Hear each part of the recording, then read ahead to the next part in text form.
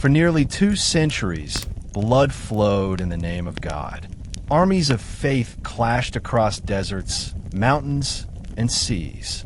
Kings and peasants alike marched thousands of miles, driven by visions of paradise and stained by acts of unimaginable cruelty.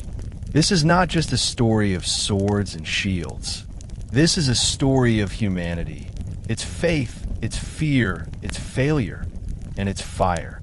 From the thunderous call of Pope Urban II at Clermont to the blood-soaked streets of Jerusalem, from the rise of Saladin's honor to the fall of Acre's last wall.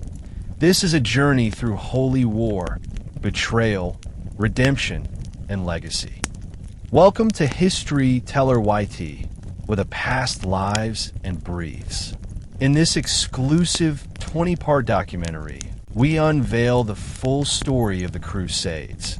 Not just the battles, but the people, the politics, the promises broken, and the prayers unanswered. If you think you know the Crusades, think again. Stay till the end, because this story doesn't just echo through the ruins of Jerusalem. It still shapes our world today. Before the Crusades erupted into history, the world of the 11th century was a tangled web of faith, politics, and territorial ambition. The Mediterranean region was divided between the Christian West, the Byzantine East, and the Islamic world, each representing not only different civilizations, but also different visions of God's plan for humanity. Western Europe had just begun to emerge from centuries of instability following the collapse of the Western Roman Empire. Kings, dukes, and counts were often more concerned with local feuds than with grand religious missions. Yet at the heart of Europe lay the Roman Catholic Church, led by the Pope, who commanded spiritual authority that could unify even the most quarrelsome nobles when the right cause was presented. To the east stood the Byzantine Empire, centered in Constantinople, a glittering city of wealth and culture. The Byzantines considered themselves the heirs of Rome, guardians of ancient wisdom and Christian orthodoxy. However, by the late 11th century, they were beset by threats from powerful neighbors, especially the Seljuk Turks, a rising Muslim dynasty that had conquered much of Anatolia.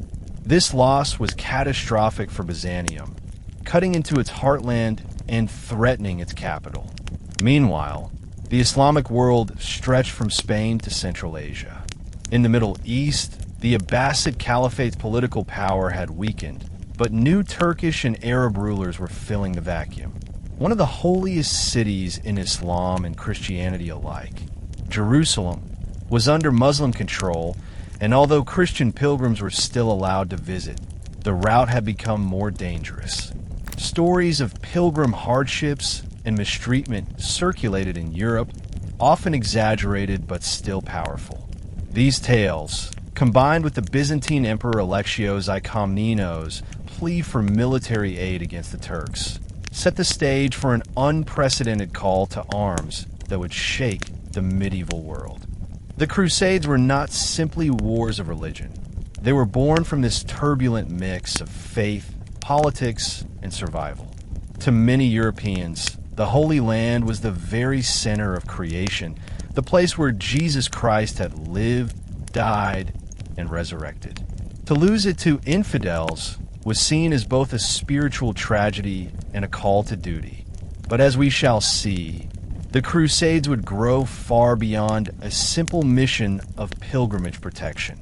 They would reshape Europe, the Middle East, and the relationship between Christianity and Islam for centuries. In November 1095, in the small French town of Clermont, Pope Urban II gave one of the most consequential speeches in world history. Standing before a crowd of nobles, knights, and clergy, he painted a vivid picture of the suffering of Christians in the East. He described how Muslim forces had desecrated holy sites, mistreated pilgrims, and threatened the Byzantine Empire.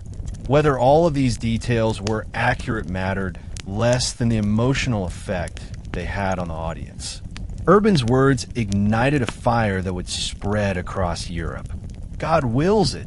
Deus Vult became the rallying cry of the Crusades. Urban promised that those who took up the cross, literally sewing the symbol onto their tunics, would receive not just earthly glory, but also eternal salvation. To a medieval knight, the idea that one could fight and die not only for honor and land, but also for the forgiveness of sins was revolutionary. War, which was often condemned by the church when waged for petty reasons, suddenly became holy when directed against the enemies of Christ. The Pope's call tapped into deep reservoirs of religious fervor. Christianity at this time was not just a personal belief, but the very fabric of society. Every famine, storm, or plague was interpreted as divine punishment or warning. To journey to Jerusalem, to reclaim the tomb of Christ, was seen as the ultimate act of devotion. At the same time, knights who were burdened by violence, greed, or guilt saw this as a chance to redeem themselves.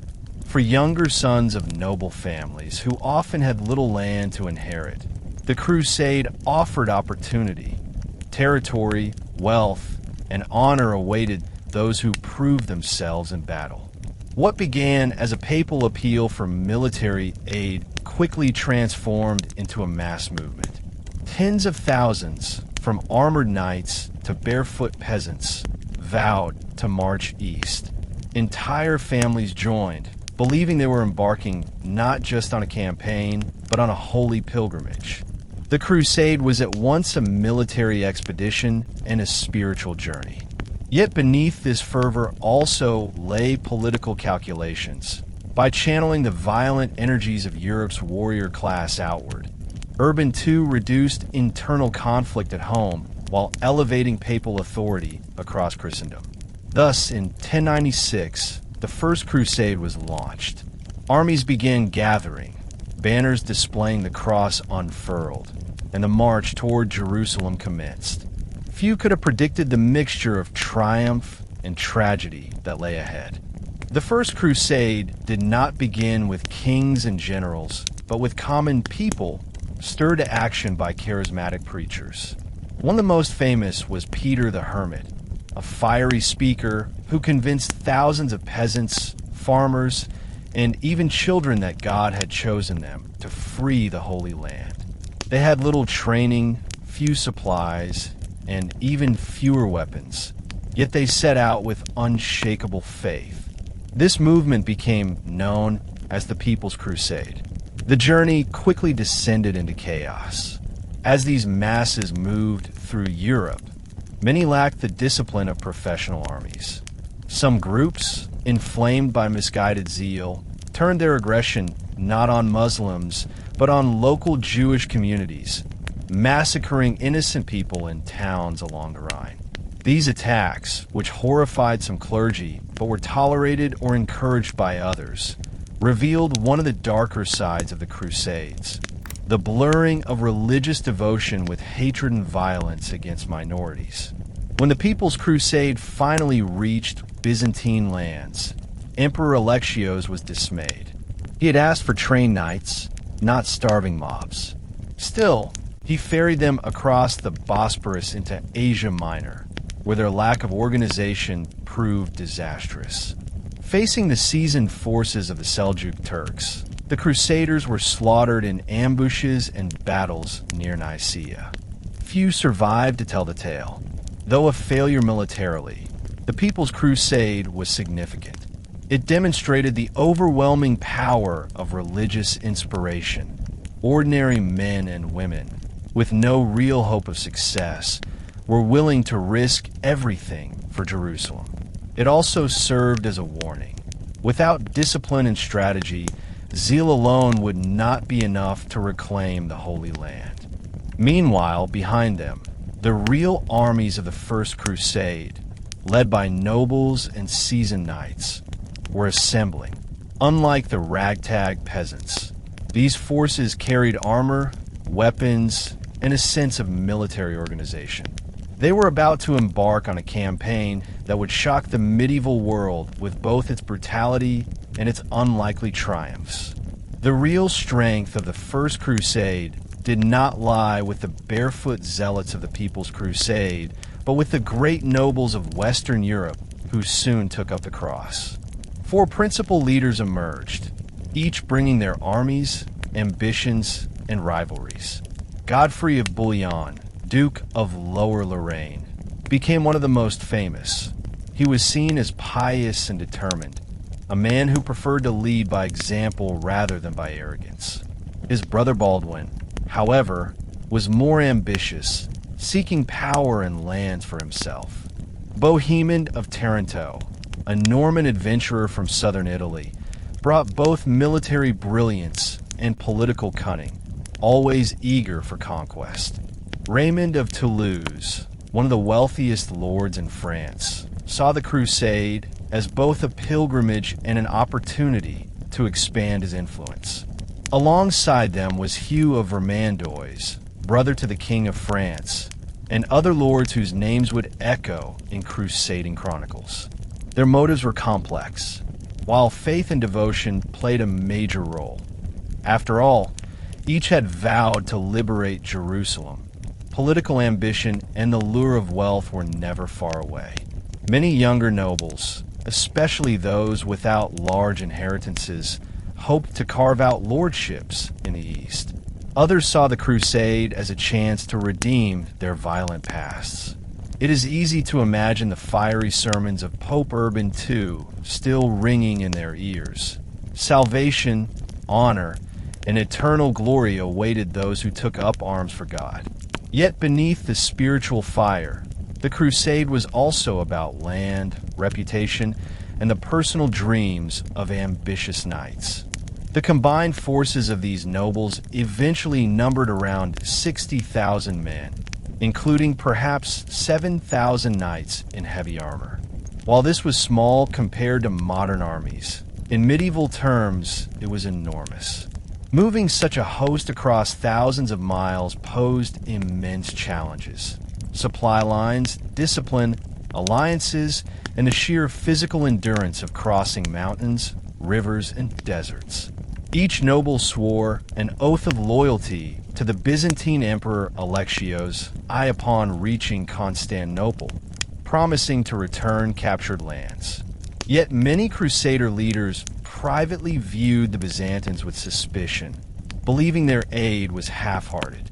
This uneasy alliance would shape the events that followed, for the Crusade was never a single unified army, but a coalition of rival lords bound together only by faith, ambition, and necessity. The first great test of the noble-led crusade came in 1097, when the armies converged on the city of Nicaea, a stronghold of the Seljuk Turks in Asia Minor. Strategically vital, Nicaea guarded the route deeper into Anatolia, and its capture was essential for any chance of success. Unlike the disastrous mobs of the People's Crusade, the crusading lords brought siege engines, cavalry, and discipline. The siege began in May and quickly revealed the strengths and weaknesses of the Crusader coalition. For weeks, the knights battered the city walls, while Byzantine ships cut off supplies from the nearby lake. The Seljuk defenders fought fiercely, but as the pressure mounted, they opened secret negotiations, not with the Crusaders, but with Emperor Alexios. When Nicaea finally surrendered in June, the Byzantine banners flew above its towers, not those of the Crusaders. The emperor had arranged for a peaceful handover, avoiding a bloody sack. To the Crusader leaders, this was both a relief and an insult. Relief because the city was taken without further losses. Insult because they had been denied plunder and glory. Tensions grew. Many knights grumbled that they had shed blood only for the Byzantines to reap the reward. Yet they had little choice but to press forward. The fall of Nicaea was nonetheless a crucial victory, proving that the Crusaders could achieve results when working with Byzantine support. It also marked the beginning of a long march into the heart of enemy territory. The Anatolian plateau lay ahead, a barren, scorching land that would test their endurance as much as their swords. The Siege of Nicaea also revealed the uneasy marriage of faith and politics in a crusade. Officially, they were fighting for Christ and Jerusalem.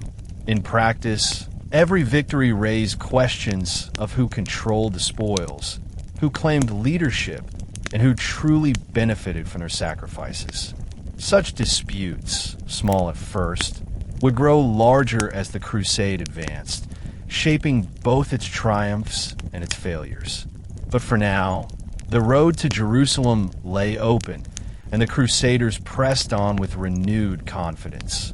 Barely a month after the fall of Nicaea, the Crusaders faced a brutal test at Dorylaeum in July 1097. Marching across Anatolia, the army had split into two groups for easier travel. Bohemond and Robert of Normandy led one column, while Godfrey, Raymond, and the others trailed behind. The Seljuk Turks, led by Sultan Kilij Arslan, saw an opportunity. With swift cavalry and deadly archers, they launched a devastating ambush on Bohemond's force near the riverbanks outside Dorylaeum. The Turks' tactics were unlike anything most crusaders had ever faced.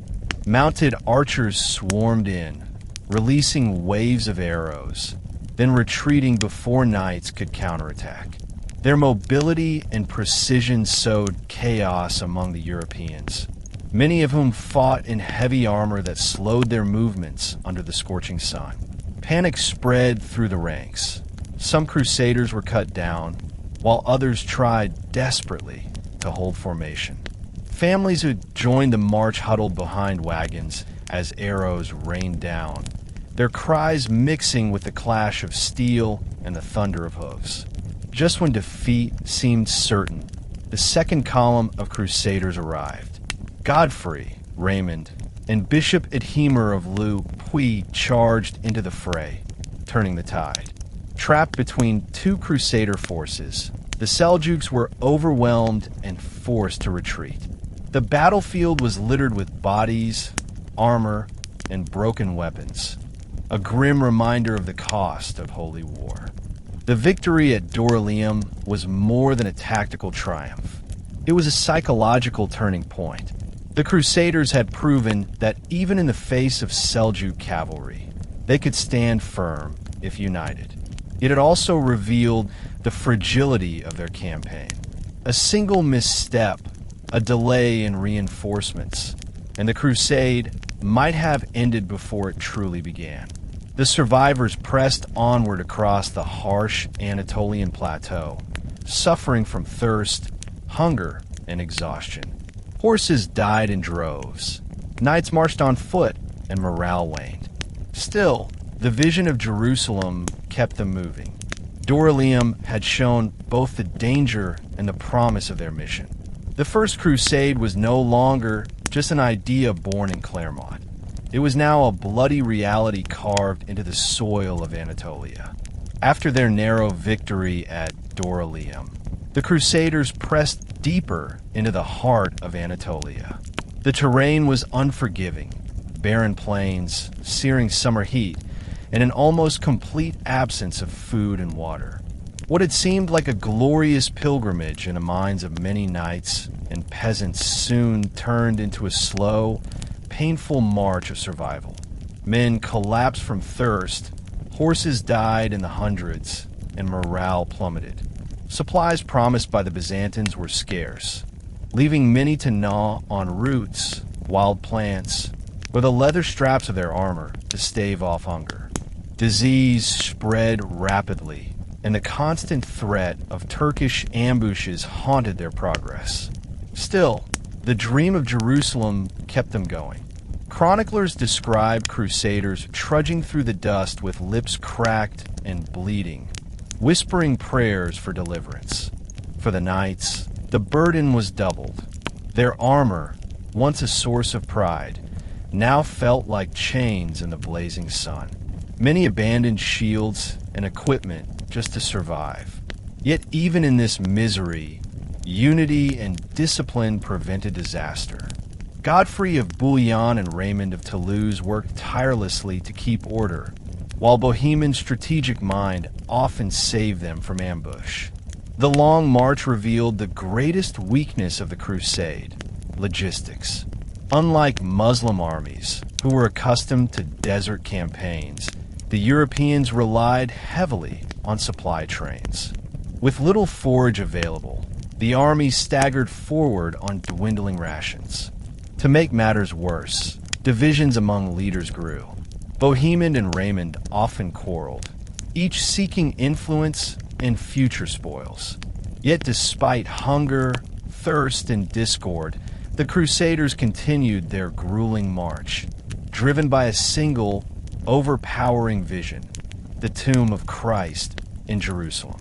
When they finally approached the great city of Antioch in late 1097, it was as if a new energy surged through the weary host.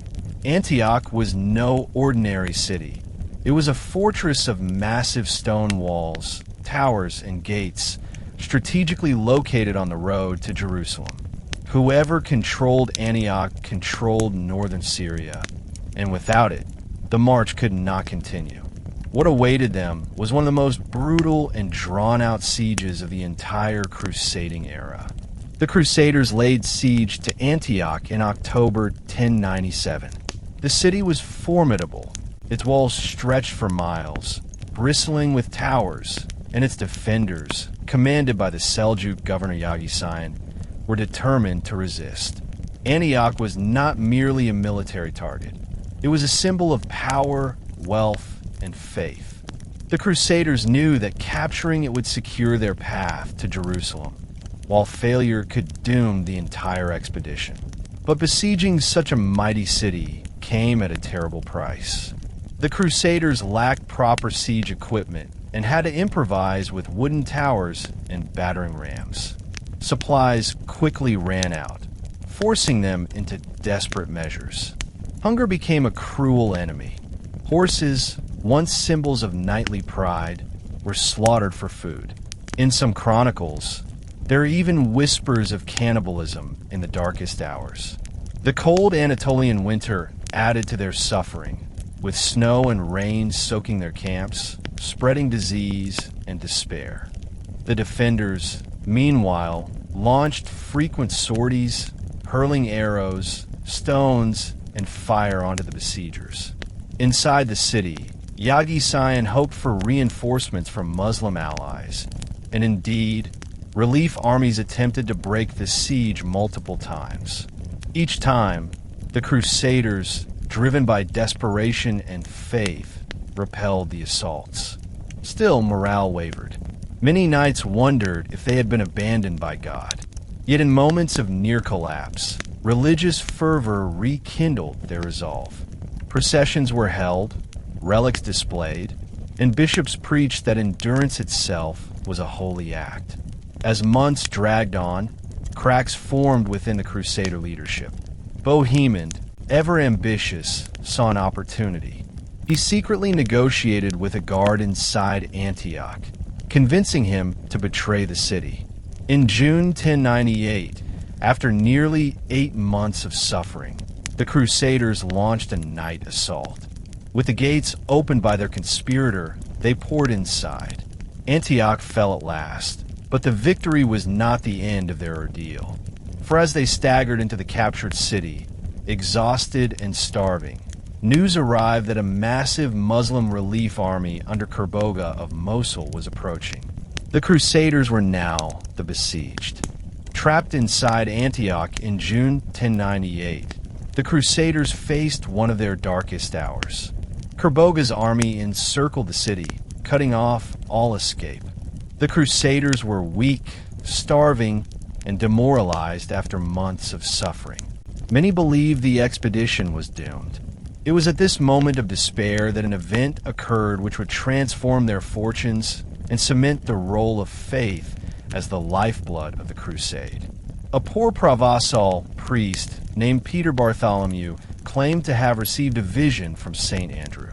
The saint revealed to him that the Holy Lance, the spear that had pierced the side of Christ during his crucifixion, lay buried beneath the floor of St. Peter's Cathedral in Antioch. Skepticism ran high, but desperation made men believe what they might otherwise doubt.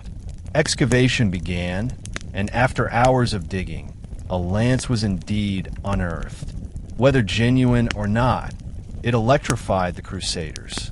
To them, it was a sign that God had not abandoned them, that victory was still possible.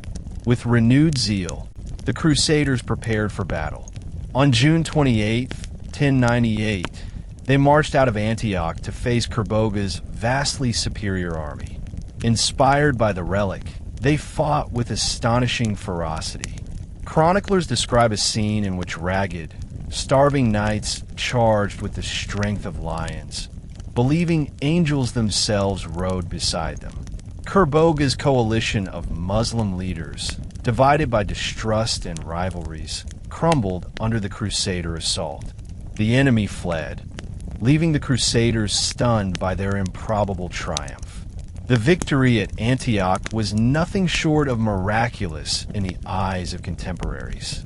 It transformed despair into euphoria and cemented the belief that divine providence guided the crusade. It also deepened rivalries among leaders. Bohemond claimed Antioch for himself, despite promises to return it to the Byzantines. Others accused him of treachery, but none could deny that Antioch was now a Crusader stronghold. The Crusaders, however, were in no condition to march further. Exhausted, decimated by disease, and fractured by disputes, they delayed their advance to Jerusalem for nearly a year. But when they finally resumed the march in 1099, nothing could stop their determination to reach the holy city. Antioch had tested their endurance and faith like never before, and both had survived. After the grueling siege of Antioch, the Crusaders paused for many months, nearly broken by hunger, disease, and divisions among their leaders.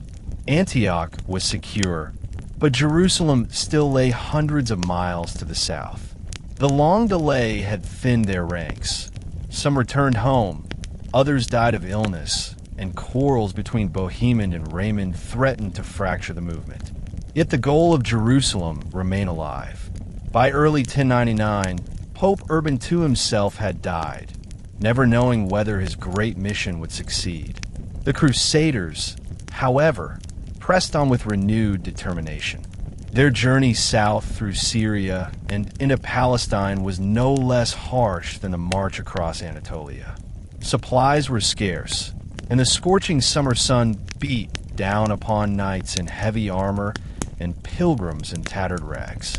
Yet, unlike earlier marches, the Crusaders now benefited from the support of local Christian communities who saw them as liberators from Muslim rule.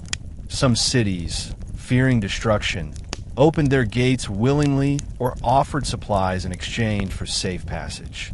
Still, other strongholds resisted, forcing the Crusaders into bloody skirmishes. By the time the army reached Jerusalem in June 1099, their numbers had dwindled drastically. From the tens of thousands who had set out years earlier, perhaps only 12,000 to 15,000 remained, including a few thousand knights. Yet their faith burned brighter than ever.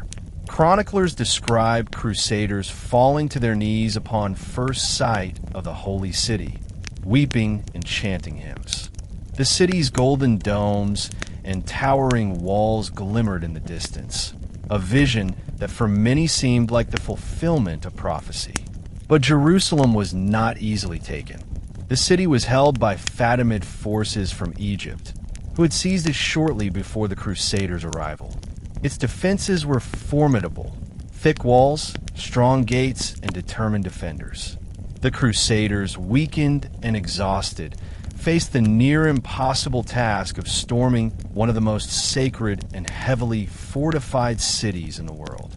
Yet the prize was beyond measure: the tomb of Christ, the holiest site in all of Christianity.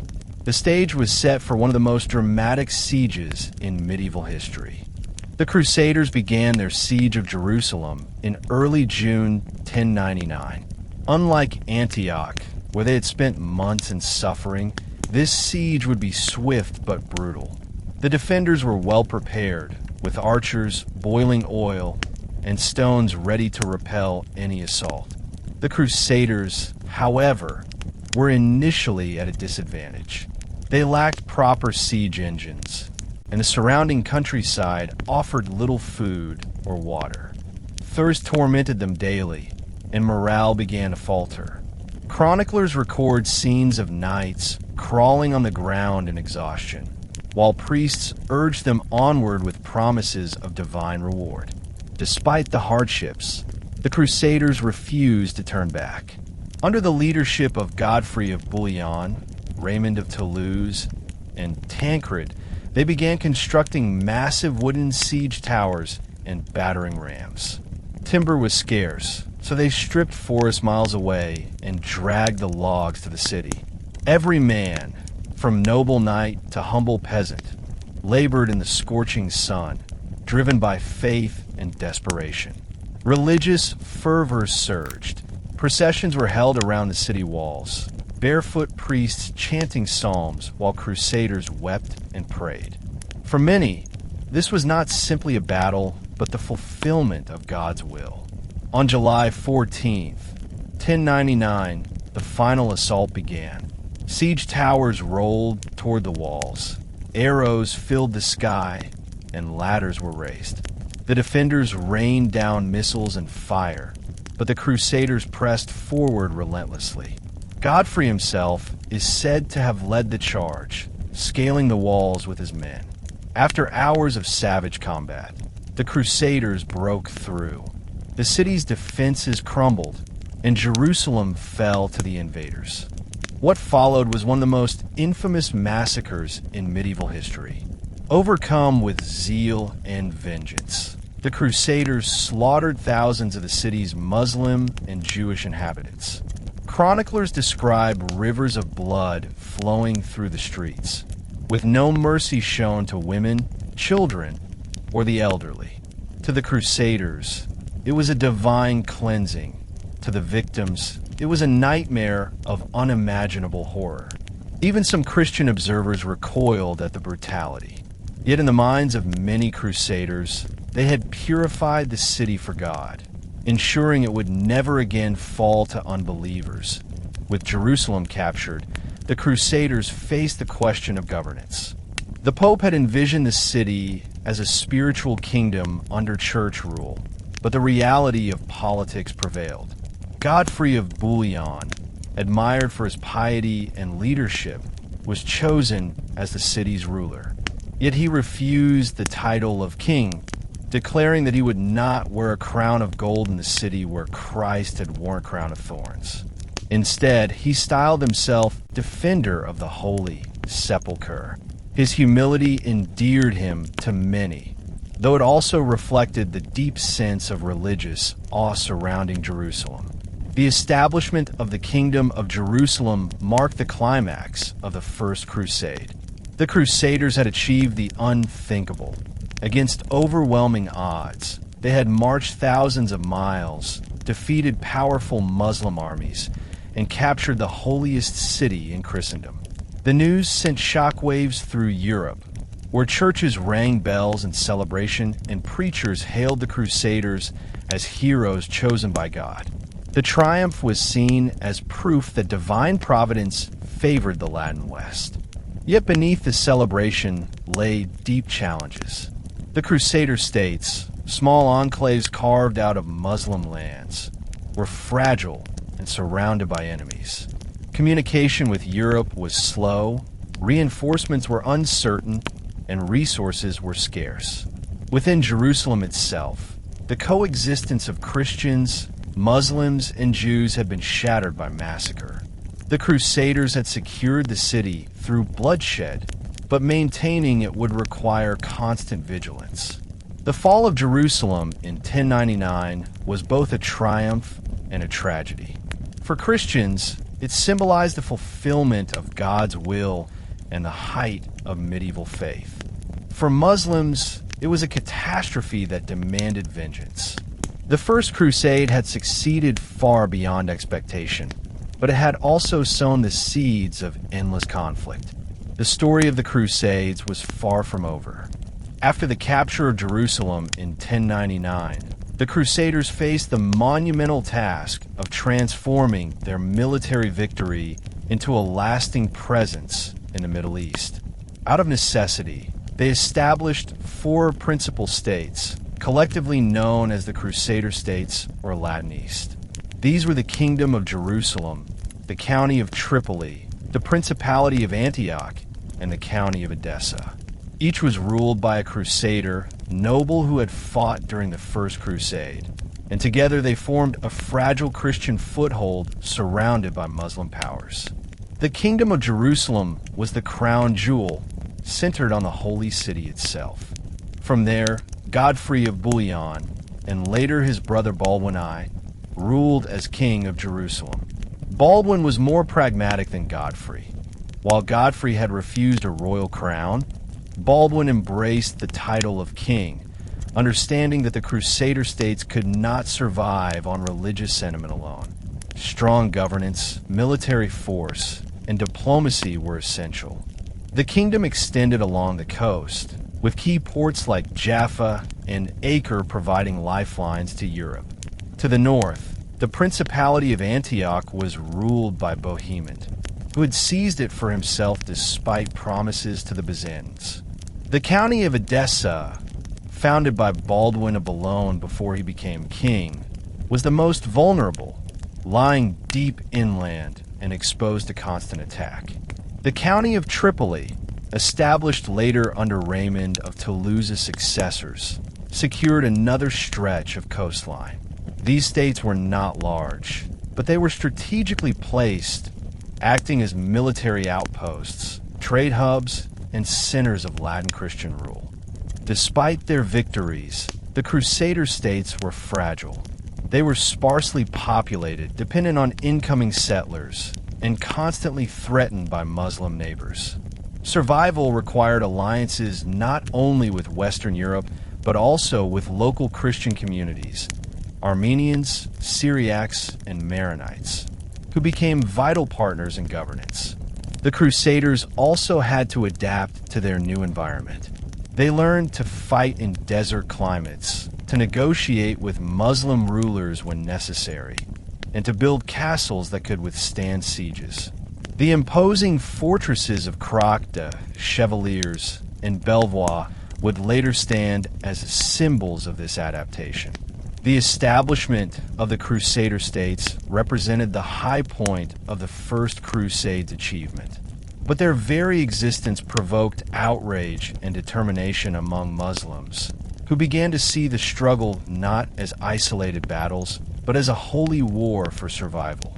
The fragile Latin East had been born, but its future was already under threat. The sudden appearance of Crusader states shocked the Islamic world. At first, the Muslim response was disorganized. Political fragmentation weakened the resistance. Various dynasties, from the Seljuks to the Fatimids of Egypt, were more concerned with fighting one another than with uniting against the Crusaders. This disunity had been a major factor in the success of the First Crusade. Yet as news of the loss of Jerusalem spread, anger grew across the Muslim world.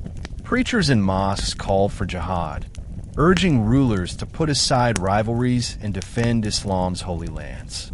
Early counterattacks were sporadic. In 1101, several new Crusader armies arrived from Europe, hoping to reinforce the Latin East. Instead, they were annihilated in Anatolia by Turkish forces, a sobering reminder that the path from Europe to the Holy Land was fraught with danger. In 1104, Muslim forces recaptured Harran, a key city near Edessa, marking the first significant reversal for the Crusaders. Antioch, too, faced repeated attacks, and its survival depended heavily on reinforcements from Europe and occasional alliances with Byzantium. The Fatimids of Egypt, who had briefly held Jerusalem before the First Crusade, also struck back. In 1105, they clashed with the Crusaders at the Battle of Ramla. Although the Crusaders emerged victorious, The repeated assaults strained their resources and manpower. The Fatimids were determined to reclaim Palestine, and their persistence made clear that Jerusalem's capture had not ended the conflict. It had only begun it. The Muslim response was not purely military. Scholars, poets, and religious leaders began framing the struggle as a sacred duty, casting the Crusaders not just as invaders, but as enemies of God.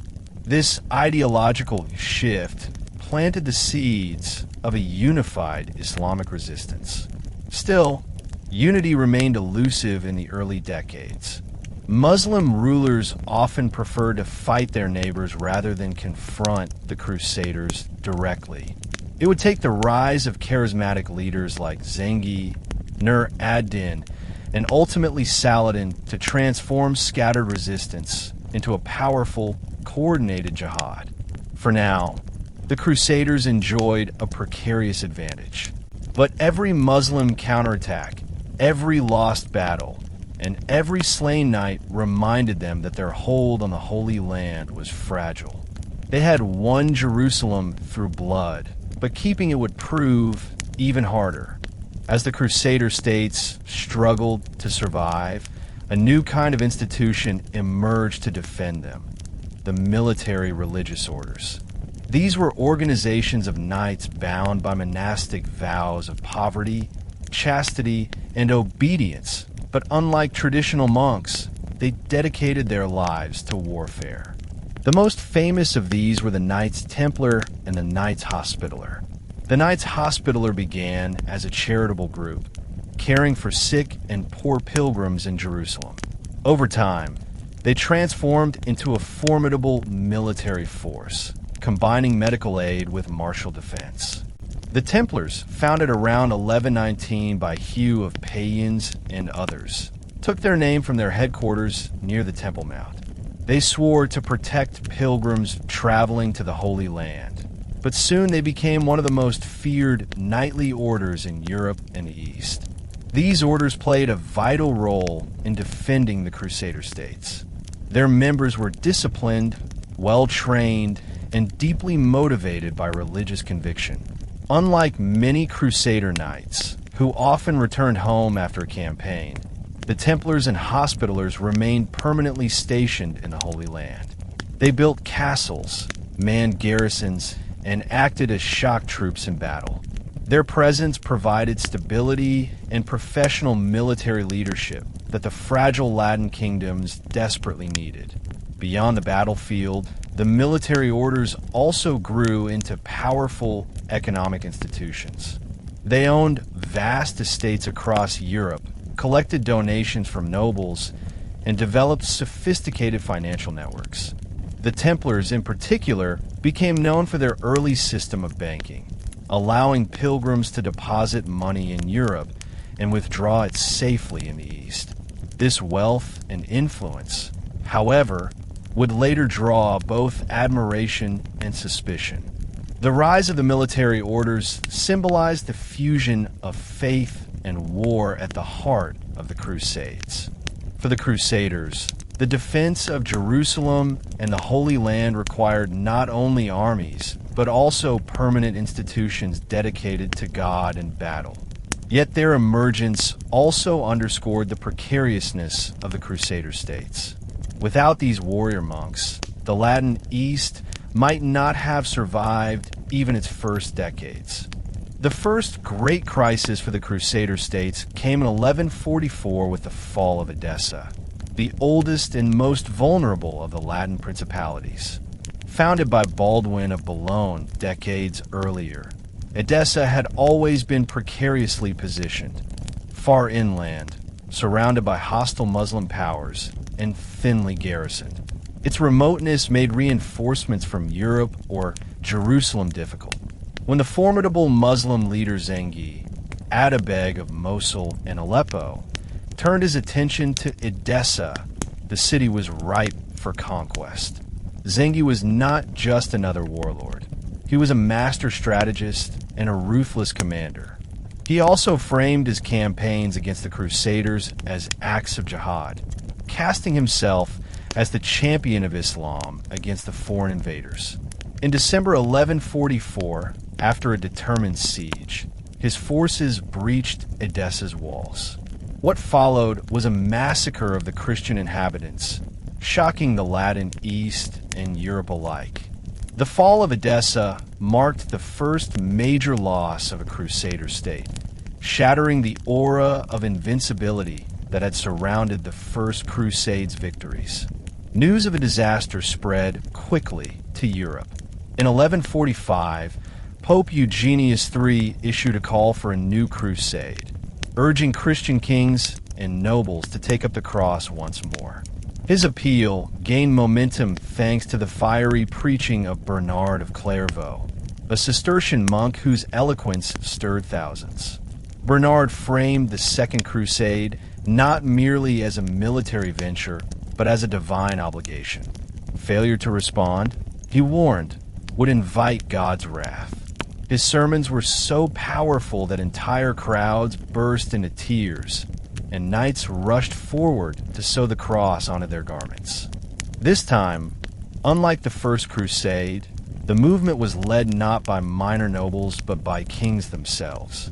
Louis VII of France and Conrad III of Germany both took the cross, marking the first time crowned rulers personally led Crusader armies. The involvement of such high-ranking monarchs raised hopes of a decisive and coordinated campaign. Yet it also introduced new complications, rivalries, conflicting strategies, and the enormous logistical challenges of moving two massive royal armies across Europe and Asia Minor. The stage was set for the Second Crusade, but the journey would reveal the difficulties of turning crusading zeal into lasting victory. The departure of the Second Crusade in 1147 was a grand spectacle. Unlike the ragged bands of peasants and knights who had set out in 1096, these armies marched with royal banners, elaborate ceremonies, and a sense of destiny. King Louis VII of France and King Conrad III of Germany each led tens of thousands of knights, soldiers, and pilgrims. Their departure was celebrated across Europe, with churches ringing bells and chroniclers describing the event as a new age of Christian glory. But glory soon gave way to hardship. The German army, marching ahead, entered Anatolia and quickly fell into disaster. Poor planning, lack of discipline, and underestimation of the Seljuk Turks led to catastrophe. At the Battle of Dorylaeum in 1147, ironically the same place where the First Crusade had triumphed decades earlier, the Germans were ambushed and crushed. Only a remnant of Conrad's army survived, forcing him to retreat to Constantinople and regroup. Louis VII's French army fared little better. Burdened by the presence of Queen Eleanor of Aquitaine and a large non-combatant following, the march was slow and disorganized. The Seljuks harassed the French with relentless hit-and-run attacks, exploiting their heavy armor and lack of mobility. By the time Louis reached Antioch, his once proud army was reduced to a fraction of its original strength. The Crusaders had not even reached the Holy Land, and already their numbers were devastated. Relations with the Byzantines further complicated matters. Both Conrad and Louis suspected Emperor Manuel I Comnenus of treachery, accusing him of withholding supplies and secretly negotiating with the Turks.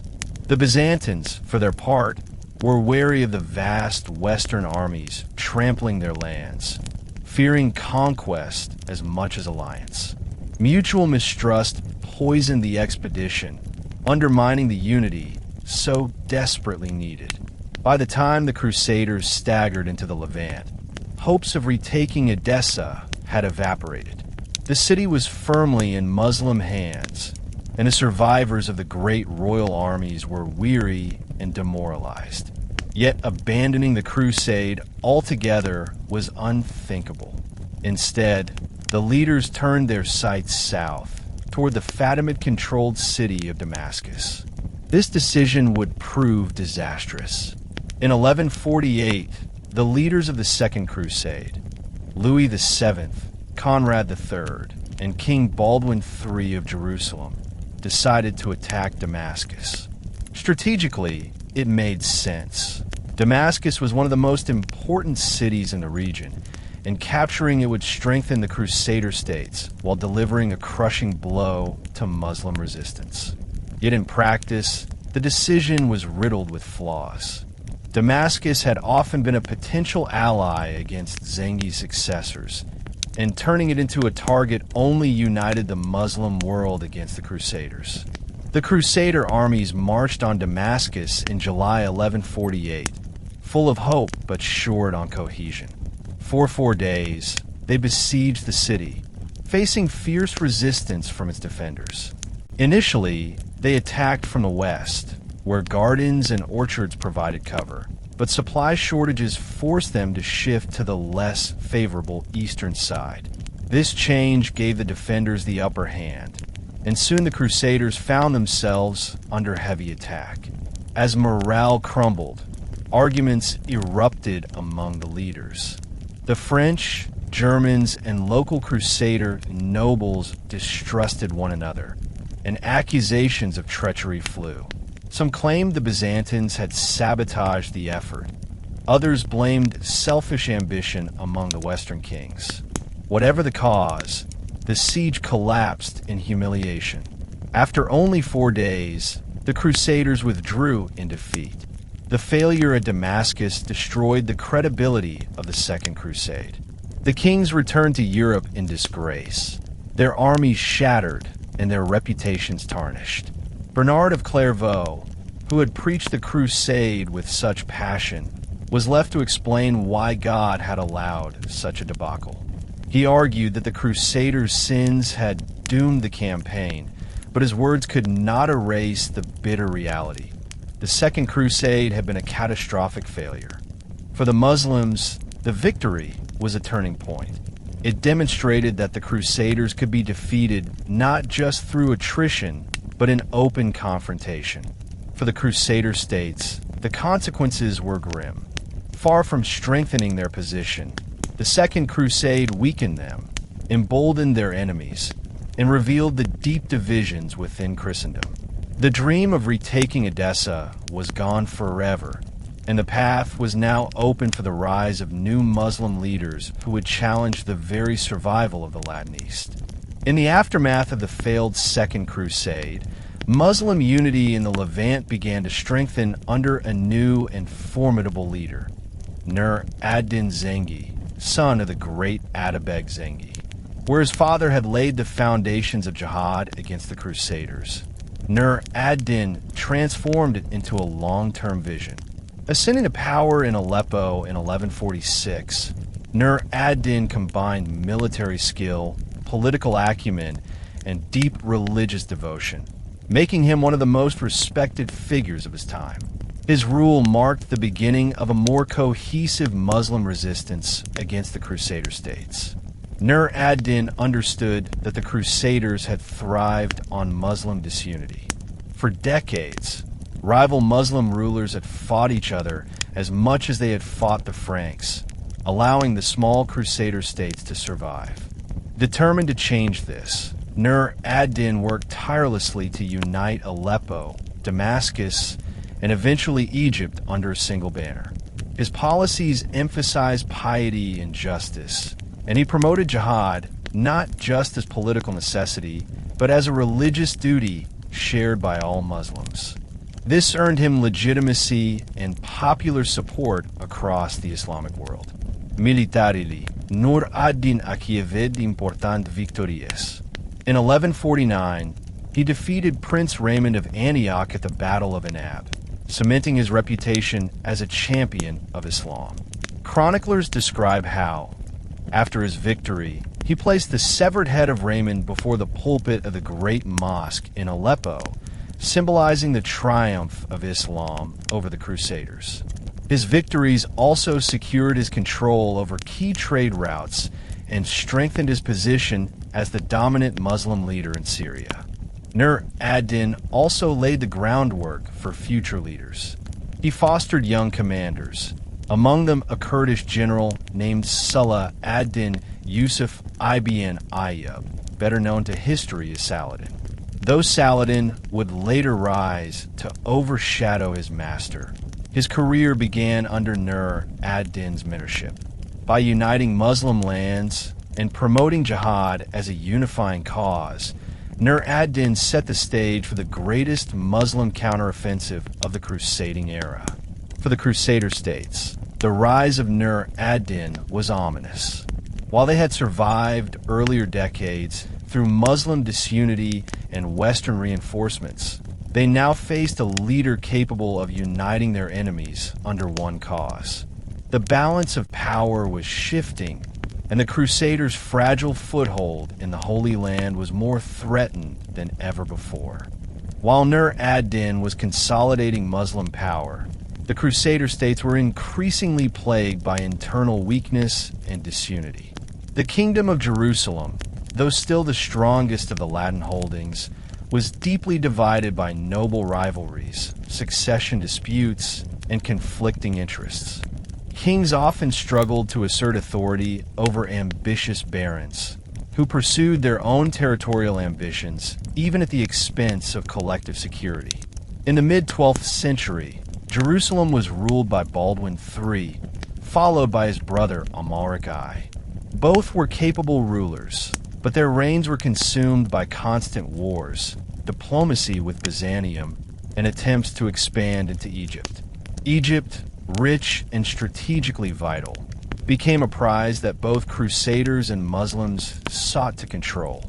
Amalric launched several invasions into Egypt, at times even allying with Byzantines, but these campaigns drained resources and ultimately failed. Meanwhile, divisions within the Crusader nobility grew. Powerful families like the Ibelins and the Courtenays often clashed, undermining unity. The influence of the military orders, the Templars and Hospitallers, was a double-edged sword. Their discipline and castles were vital for defense, but their independence and occasional rivalry with secular rulers created friction. Instead of a united front against Nur ad-Din, the Crusader states increasingly resembled a patchwork of competing interests. The situation worsened with the rise of Baldwin IV, known as the Leper King. Though deeply pious and courageous, Baldwin suffered from leprosy, a disease that slowly robbed him of his strength. His illness created uncertainty over succession, fueling factional struggles among nobles. Queen Sibylla and her husband Guy of Lusignan became controversial figures, distrusted by many barons yet positioned to inherit the throne. These disputes would prove disastrous when the Crusaders faced their greatest challenge at Hattin. Thus, while Nur ad-Din and later Saladin worked to unite Muslim lands, the Crusader states drifted further into division and weakness. Their castles still dotted the landscape. Their knights still rode in gleaming armor. But beneath the surface, their unity was crumbling.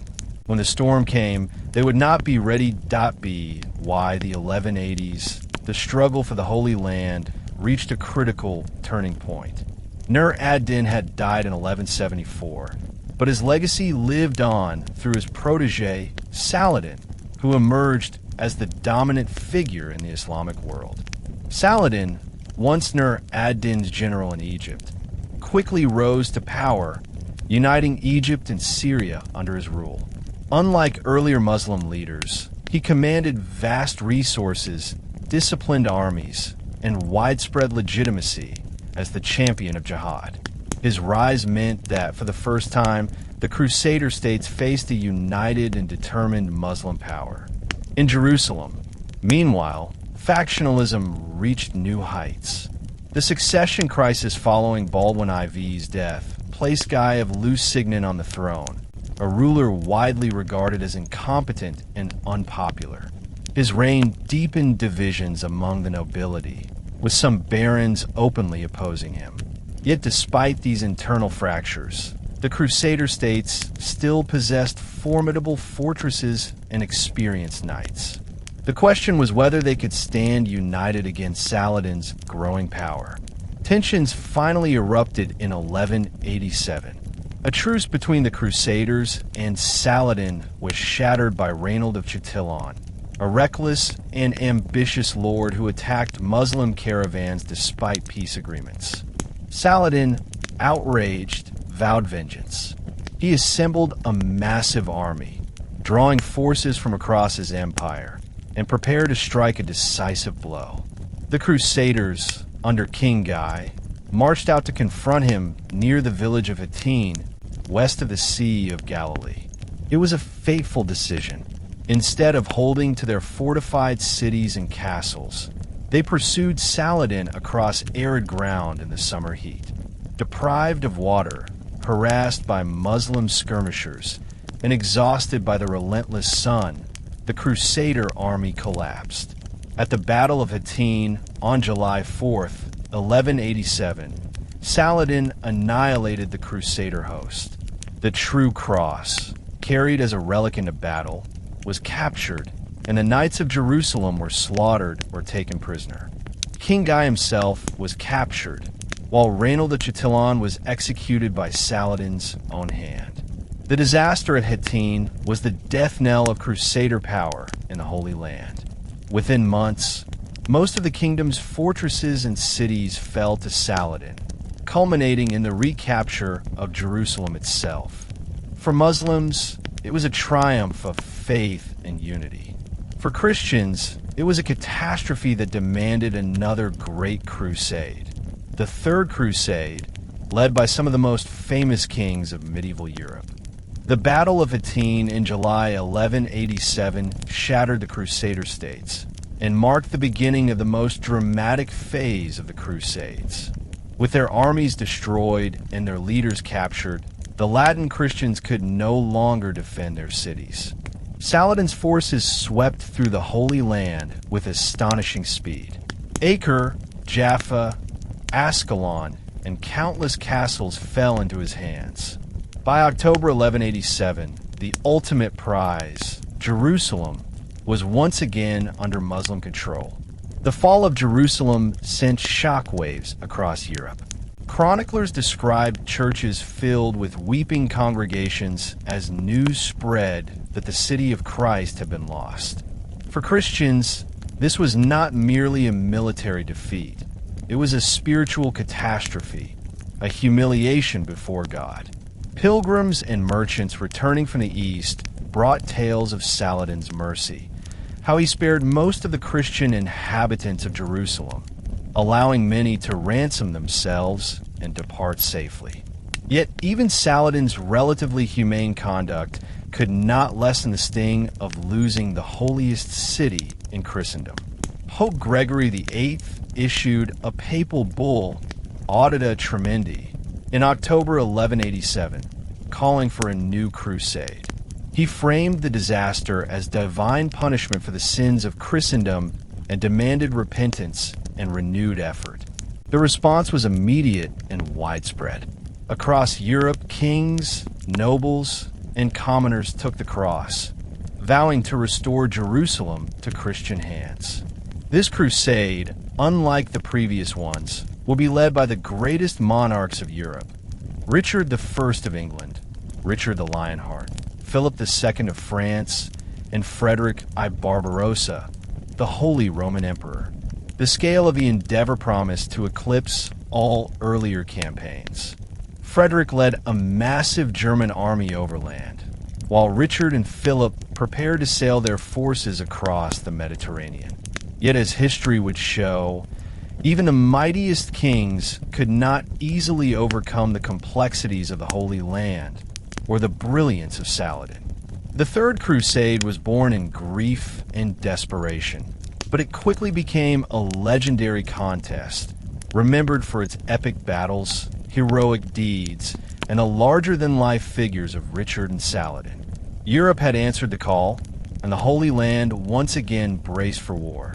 The first of the great monarchs to depart was Frederick Barbarossa, the aging but formidable Holy Roman Emperor. In 1189, he set out with one of the largest armies ever assembled for a crusade, numbering perhaps 100,000 men. His march through the Balkans and Anatolia revived memories of the First Crusade, as his disciplined soldiers struck fear into Byzantine rulers who dreaded the presence of such a vast host. Yet Frederick's determination was unmatched. He had vowed to see Jerusalem restored before his death. But fate intervened. In June 1190, while crossing a river in Cilicia, Frederick drowned. The shock was devastating. Leaderless, much of his army disbanded, and only a small contingent continued to the Holy Land. What had begun with such promise ended in tragedy, leaving the task to the kings of England and France. Meanwhile, Richard the Lionheart and Philip II prepare their fleets. Richard, famed for his courage and martial skill, saw the crusade as both a religious duty and an opportunity to enhance his reputation as the greatest knight of Christendom. Philip, more calculating and pragmatic, was less eager for glory but recognized the political necessity of joining. The two monarchs, rivals in Europe, now became reluctant allies in the East. Their journey was marked by both triumph and tension. Richard paused in Sicily to settle disputes, and in Cyprus, he seized the island from its ruler, Isaac Comnenos, turning it into a vital Crusader supply base. Cyprus would remain in Christian hands for centuries, a testament to Richard's strategic foresight. By 1191, the Crusader kings arrived in the Holy Land, where Saladin was besieging the coastal city of Acre. The city had been under siege for nearly 2 years, with Crusaders and Muslims locked in a brutal stalemate. Richard and Philip's arrival transformed the conflict, injecting fresh energy and resources into the Crusader cause. The stage was set for one of the most decisive confrontations of the Crusades. The Siege of Acre became the defining opening act of the Third Crusade. Crusaders from across Europe, weary survivors of Athene, and new arrivals from the West all converged on the city. Saladin's forces surrounded the besiegers, while the Crusaders encircled Acre itself, creating a deadly double siege. Disease, hunger, and exhaustion ravaged both sides, but the arrival of Richard and Philip tipped the balance. Richard's presence electrified the Crusader army. Despite suffering from illness, he directed siege operations with tireless energy, employing catapults, towers, and mining tactics to breach Acre's walls. Philip contributed resources but grew resentful of Richard's dominance. Tensions simmered between the two kings, each eager to claim credit for victory. In July 1191, after immense suffering, Acre surrendered. The fall of the city was a major victory, but it also exposed the divisions among the Crusaders. Philip, weary of the campaign and wary of Richard's growing prestige, soon returned to France, leaving Richard as the sole great monarch leading the crusade. Richard wasted no time in pressing the campaign. In September 1191, he faced Saladin's army at the Battle of Arsuf, near the coast north of Jaffa. Saladin deployed his cavalry in waves of attacks, seeking to overwhelm the Crusaders with speed and archery. For hours, Richard held his knights in disciplined formation, resisting the temptation to charge prematurely. At last, at the critical moment, Richard unleashed the full might of his heavy cavalry. The charge smashed through Saladin's lines, sending the Muslim army into retreat. Arsuf was a brilliant tactical victory, restoring Crusader morale after the disaster of Athene. It also cemented Richard's reputation as a master of battle, earning him admiration even from Saladin.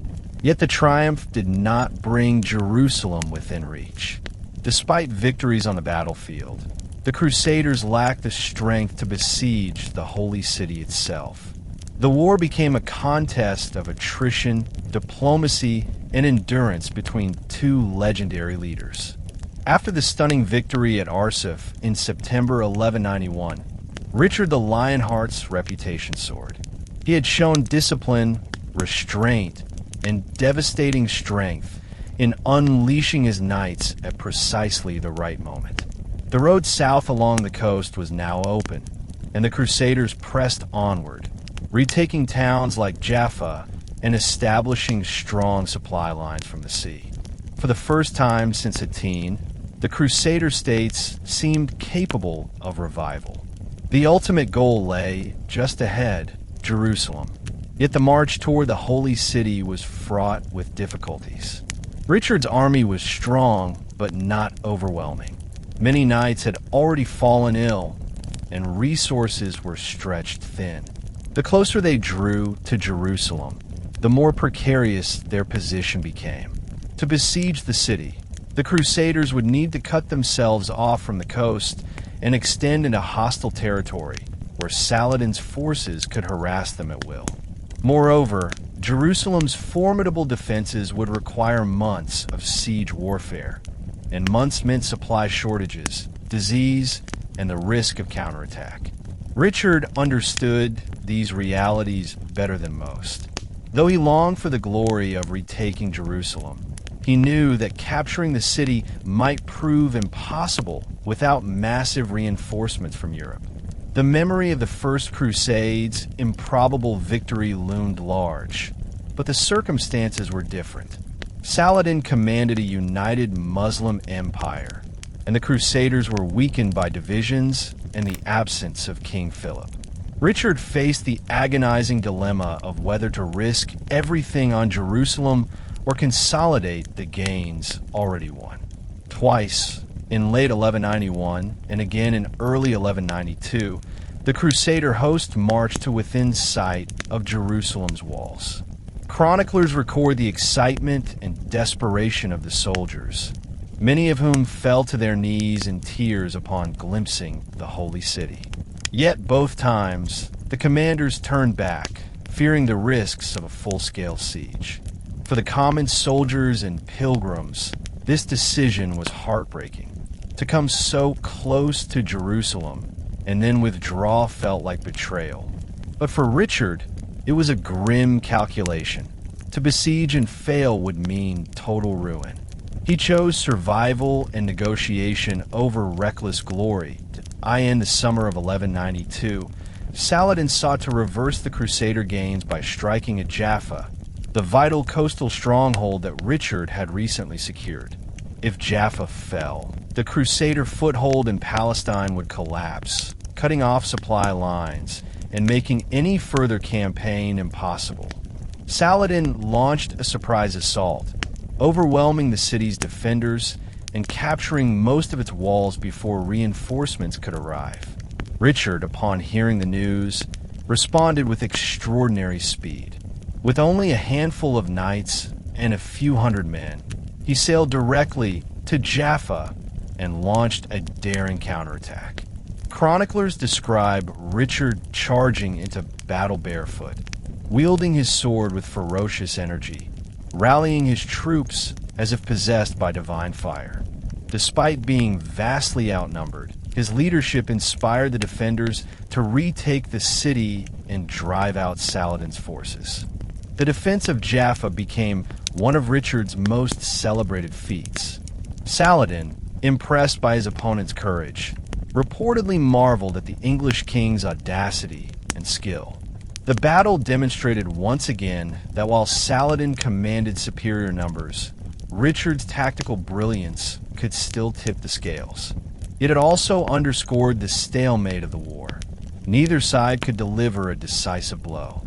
Saladin could not crush the Crusaders along the coast, and Richard could not risk a siege of Jerusalem. The fighting around Jaffa also revealed the human toll of the war. Both armies were exhausted, their soldiers weary from years of campaigning under the relentless sun. Supplies were dwindling, morale was fragile, and the prospect of endless conflict threatened to break even the strongest leaders.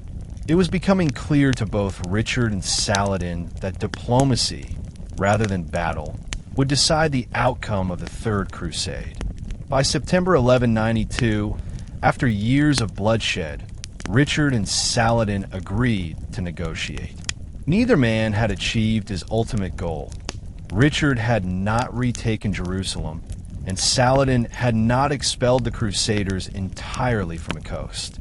But both recognized the futility of prolonging the war. Richard's army was too small to continue, and he faced urgent political crises back in England, where his brother John and King Philip of France were plotting against him. Saladin, meanwhile, had stretched his resources to the limit and feared internal rebellions if the war dragged on. The resulting truce, signed at Jaffa in September 1192, established a fragile peace. Jerusalem would remain under Muslim control, but Christian pilgrims would be allowed safe access to the holy sites. The Crusaders retained control of a narrow strip of coastline from Tyre to Jaffa, ensuring that the Latin presence in the Holy Land survived. Though disappointing to many Crusaders who dreamed of restoring Jerusalem, the treaty was pragmatic. It secured Christian access to the Holy Sepulchre while recognizing Saladin's dominance. The truce also reflected the mutual respect between Richard and Saladin. Despite their bitter rivalry, the two leaders admired one another's courage and honor. Legends soon grew around their interactions, with stories of Richard offering gifts to Saladin and Saladin sending his personal physicians to care for the wounded Lionheart. While many of these tales were embellished, they captured the sense that these two titans of the age embodied a chivalric ideal, even in the midst of brutal war. Richard departed the Holy Land in October 1192, never to return. Saladin, exhausted, died less than a year later in 1193, leaving behind a legacy as the most celebrated Muslim hero of the Crusades. The Third Crusade ended not in triumph, but in compromise. Jerusalem remained in Muslim hands, but the Crusader states endured along the coast, setting the stage for future struggles. For Christians, it was a bittersweet outcome. They had fought valiantly, but fallen short of their sacred goal. For Muslims, it was a vindication of unity and resistance. The Holy Land remained contested, and the story of the Crusades was far from over. In the aftermath of the Third Crusade, the Holy Land remained precariously divided. Jerusalem was still in Muslim hands, though pilgrims could visit, and the Crusader states clung to a fragile coastal strip. By the late 12th century, calls for another crusade were growing louder in Europe. Pope Innocent III, one of the most ambitious and energetic pontiffs of the Middle Ages, became the driving force behind what would be known as the Fourth Crusade. Unlike his predecessors, Innocent envisioned not only reclaiming Jerusalem, but also extending papal influence and reforming Christendom under papal leadership. The initial plan for the Fourth Crusade was straightforward. Assemble a massive army in Venice, sail across the Mediterranean, strike at Egypt, then the heart of Muslim power, and from their march on to Jerusalem. Egypt had become the key, for whoever controlled its wealth and resources could dominate the Holy Land. Innocent envisioned this as a decisive and carefully organized campaign that would avoid the mistakes of the Second and Third Crusades. But from the very beginning, the enterprise veered off course. The Crusaders, numbering far fewer than expected, contracted with the Venetians to build a fleet to carry some 30,000 men. When only a fraction of that number arrived in Venice in 1202, the Crusaders found themselves unable to pay their debt to the Venetian Republic. The Venetians, led by the shrewd and elderly Doge Enrico Dandolo, proposed a solution. In exchange for delaying payment, the Crusaders would help Venice capture the rival Christian city of Zara on the Dalmatian coast. Though the Pope forbade such an attack on fellow Christians, desperation forced the Crusaders to agree. The sack of Zara in 1202 marked the first ominous step down a path of betrayal. Crusaders who had taken the cross to liberate Jerusalem now found themselves looting a Christian city under papal excommunication. The irony was not lost on contemporaries, and the moral stain would only deepen as the Fourth Crusade unfolded. From this moment onward, the campaign drifted further from its original purpose, eventually turning eastward toward an even greater prize: Constantinople, the capital of the Byzantine Empire. The diversion of the Fourth Crusade to Constantinople was not the result of a single decision, but a chain of political intrigues, debts, and ambitions. After Zara, the Crusaders were approached by envoys representing Alexios Angelos, the son of a deposed Byzantine emperor. Alexios promised the Crusaders vast rewards, money, supplies, and military support, if they would help him reclaim the Byzantine throne from his uncle, Alexios III. For knights facing financial ruin and Venetian leaders eyeing new markets, the offer was irresistible. Despite Pope Innocent III's strong opposition, the Crusaders accepted. In 1203, the fleet sailed east and appeared before the towering walls of Constantinople. The Byzantine capital was the richest and most dazzling city in Christendom, a center of art, learning, and commerce. For centuries, it had been the bulwark of Eastern Christianity, shielding Europe from Muslim advance. Yet now, fellow Christians from the West had come not as allies, but as would-be conquerors. The Crusaders stormed the city, forcing Alexios III to flee. Alexios Angelos was crowned as Emperor Alexios IV, and his father, Isaac II, restored alongside him. But the arrangement quickly soured.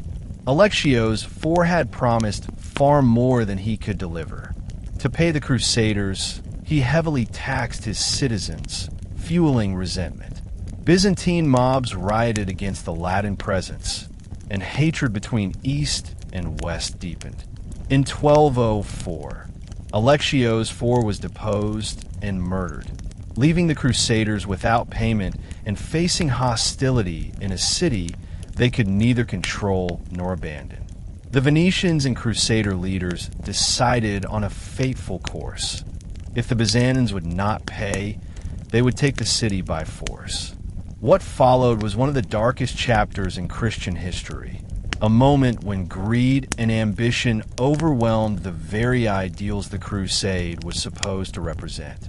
The Crusaders prepared for a full-scale assault on Constantinople itself.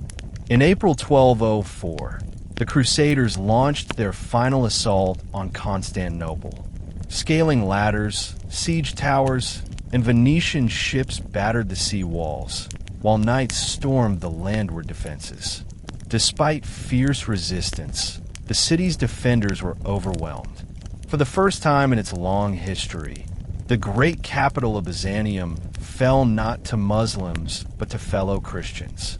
The sack that followed shocked the medieval world. Crusaders poured into the city, looting palaces, churches, and homes. Priceless treasures of antiquity, icons, relics, manuscripts, and works of art were carried off or destroyed. The great Hagia Sophia, one of the holiest churches in Christendom, was desecrated. Drunken soldiers set up horses inside its sacred halls and stole its golden altar. Nuns were violated, monks beaten, and citizens slaughtered. Even the Venetians, though more disciplined in their looting, carried away immense wealth, including the famous bronze horses that still stand in Venice today. For 3 days, Constantinople endured pillage and humiliation. The Crusaders established the Latin Empire of Constantinople, dividing Byzantine lands among themselves and leaving a weakened remnant empire in exile. Instead of uniting Christendom against Islam, the Fourth Crusade had shattered the greatest Christian city in the East.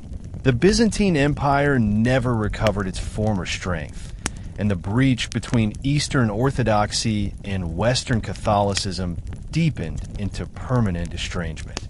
For the Pope and many Europeans, the sack was an embarrassment, though some sought to justify it as divine punishment on a corrupt empire. For Byzantines, it was an unforgivable betrayal, a wound that would fester for centuries. And for the Holy Land, the consequences were dire. While knights enriched themselves in Constantinople, Jerusalem remained in Muslim hands, its defense strengthened by the absence of Western aid. The Fourth Crusade was perhaps the greatest irony of the crusading era. Conceived as a mission to rescue Jerusalem, it ended with Christians destroying Christians, proving how greed, politics, and ambition could corrupt even the most sacred vows. The disaster of the Fourth Crusade had left the reputation of Christendom in ruins. Instead of retaking Jerusalem, the Crusaders had plundered Constantinople, deepening the schism between East and West. Yet the dream of recovering the Holy Land did not die. In the early 13th century, Pope Innocent III and later his successor Honorius III renewed the call for a true crusade against Islam. This time, the strategy shifted. Rather than marching directly on Jerusalem, the Crusaders would target Egypt, the center of Ayyubid power.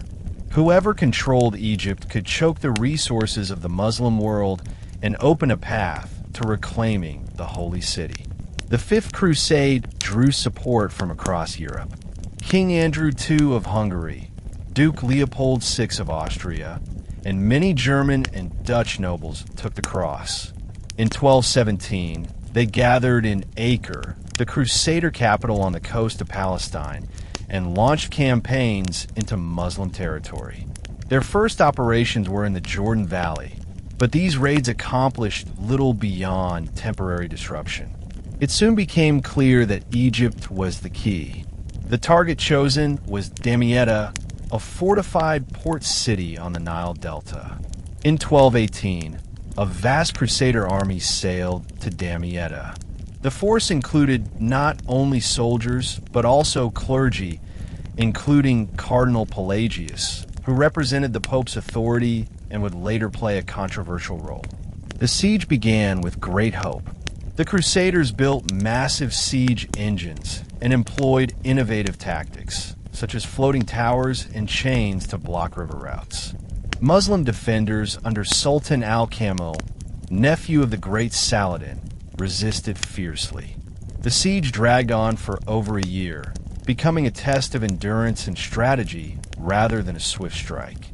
From the beginning, the Fifth Crusade revealed the familiar problems of leadership and unity. European nobles quarreled over command, while Cardinal Pelagius insisted on absolute authority, often clashing with secular leaders.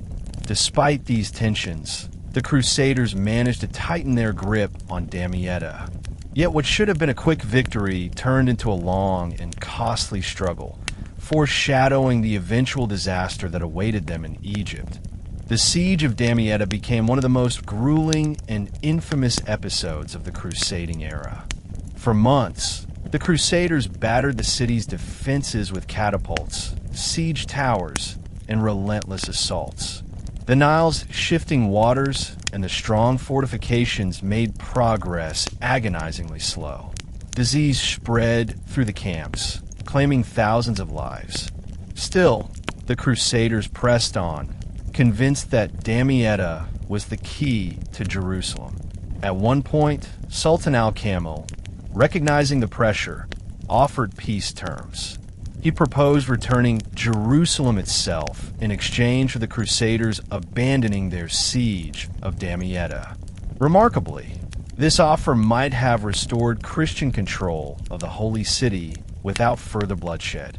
Yet Cardinal Pelagius, driven by zeal and perhaps blinded by ambition, rejected the deal.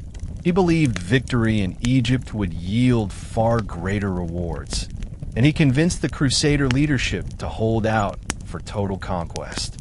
It was a decision that would haunt the crusade forever. In November 1219, After nearly 18 months of suffering, Damietta finally fell. The Crusaders stormed the city, overwhelming its exhausted defenders. The victory was celebrated with great joy across Christendom. Pope Honorius declared it a miracle, and European leaders hailed the Crusaders as heroes. For a moment, it seemed that the new strategy of targeting Egypt had succeeded. Yet beneath the triumph lay seeds of disaster. The Crusaders were divided on their next move. Some argued they should consolidate their hold on Damietta and negotiate from a position of strength. Others, led by Cardinal Pelagius, insisted on marching deeper into Egypt, toward Cairo, the very heart of Al-Kamel's power. The decision to invade would prove catastrophic. Overconfidence, poor planning, and the unforgiving geography of the Nile would soon turn victory into ruin. In the summer of 1221, the Crusaders advanced from Damietta toward Cairo, determined to strike a decisive blow. Their army, though weakened by disease, was still formidable, and morale was high after their victory. Yet the march soon turned into a nightmare. The Nile Delta was treacherous ground, with shifting channels, swamps, and extreme heat. The Crusaders, unfamiliar with the terrain, became bogged down and disoriented. Al-Kamel's forces shadowed them, using the river and canals to cut off supplies. Then came the disaster. As the Crusaders advanced, the Egyptians deliberately opened the floodgates of the Nile, releasing torrents of water that transformed the land into a swamp. The Crusader army found itself trapped, its heavy cavalry useless in the flooded fields. Disease and hunger spread, while Muslim forces tightened their encirclement. What had begun as a bold march on Cairo turned into a desperate struggle for survival. Al-Kamel, recognizing the Crusaders' hopeless situation, offered terms. In exchange for surrendering Damietta, he would allow the Crusaders to withdraw safely. With no choice left, Cardinal Pelagius and the leaders agreed. In August 1221, the Crusaders abandoned Damietta and retreated in humiliation. Years of effort, thousands of lives, and enormous resources have been squandered for nothing. The Fifth Crusade ended in bitter failure. The refusal to accept Al-Kamel's earlier offer of Jerusalem now seemed tragically foolish. Instead of restoring the holy city to Christian hands, the crusade had left the Latin East no stronger than before. The episode revealed once again the fatal flaws of the crusading movement: poor leadership, disunity, and the inability to adapt to local conditions. For Muslims, the victory was a vindication of patience and strategy. For Europeans, it was a sobering reminder that zeal alone could not overcome geography, logistics, and determined resistance.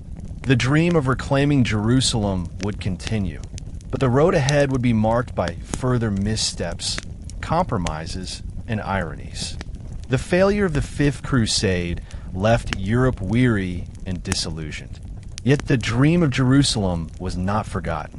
The next great figure to take up the cross was Frederick II, Holy Roman Emperor, King of Sicily, and one of the most brilliant, controversial rulers of the Middle Ages. Frederick was no ordinary monarch. He was fluent in multiple languages, deeply curious about science and philosophy, and often accused by churchmen of being more interested in knowledge than in faith. His relationship with the papacy was stormy, and his crusading vow became a central point of contention. Frederick had taken a cross as early as 1215, but he repeatedly delayed his departure for the Holy Land. Political struggles in Germany, conflicts with the papacy, and his ambitions in Italy distracted him for years.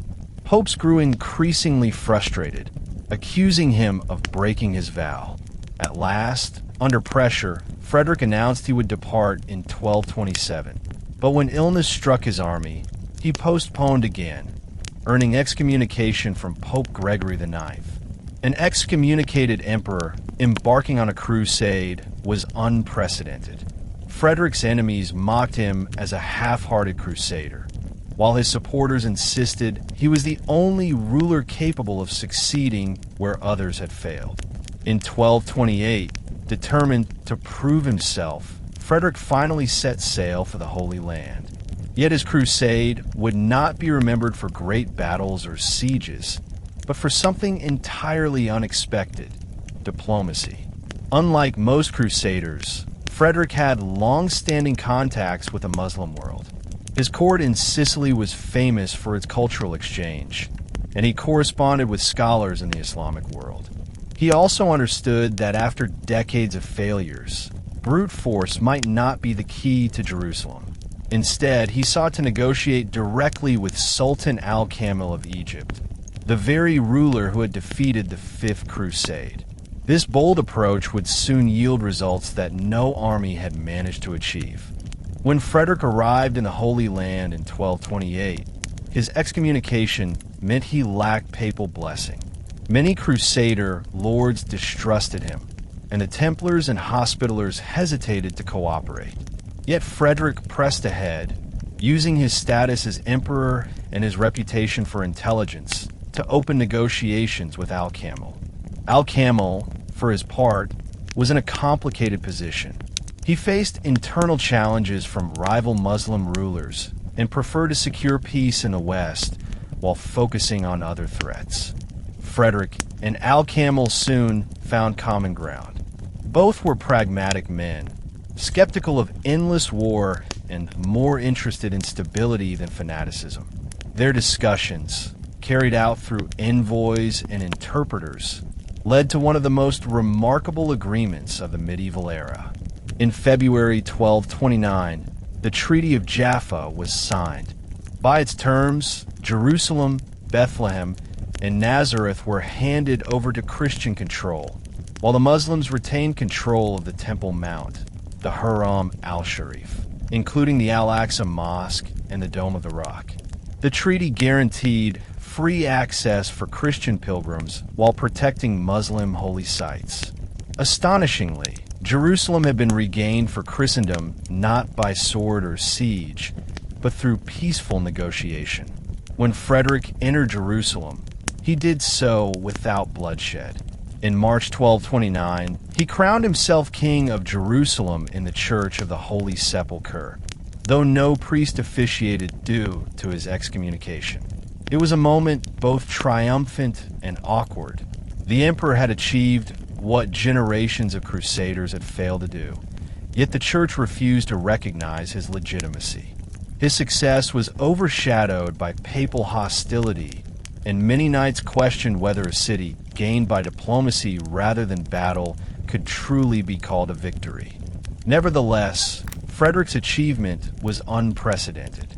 For the first time since Saladin's reconquest in 1187, Jerusalem was once again in Christian hands, however fragile the arrangement. The Sixth Crusade, ridiculed at its start, had become one of the most successful, though unconventional, of them all. The Frederick's triumph in Jerusalem was short-lived.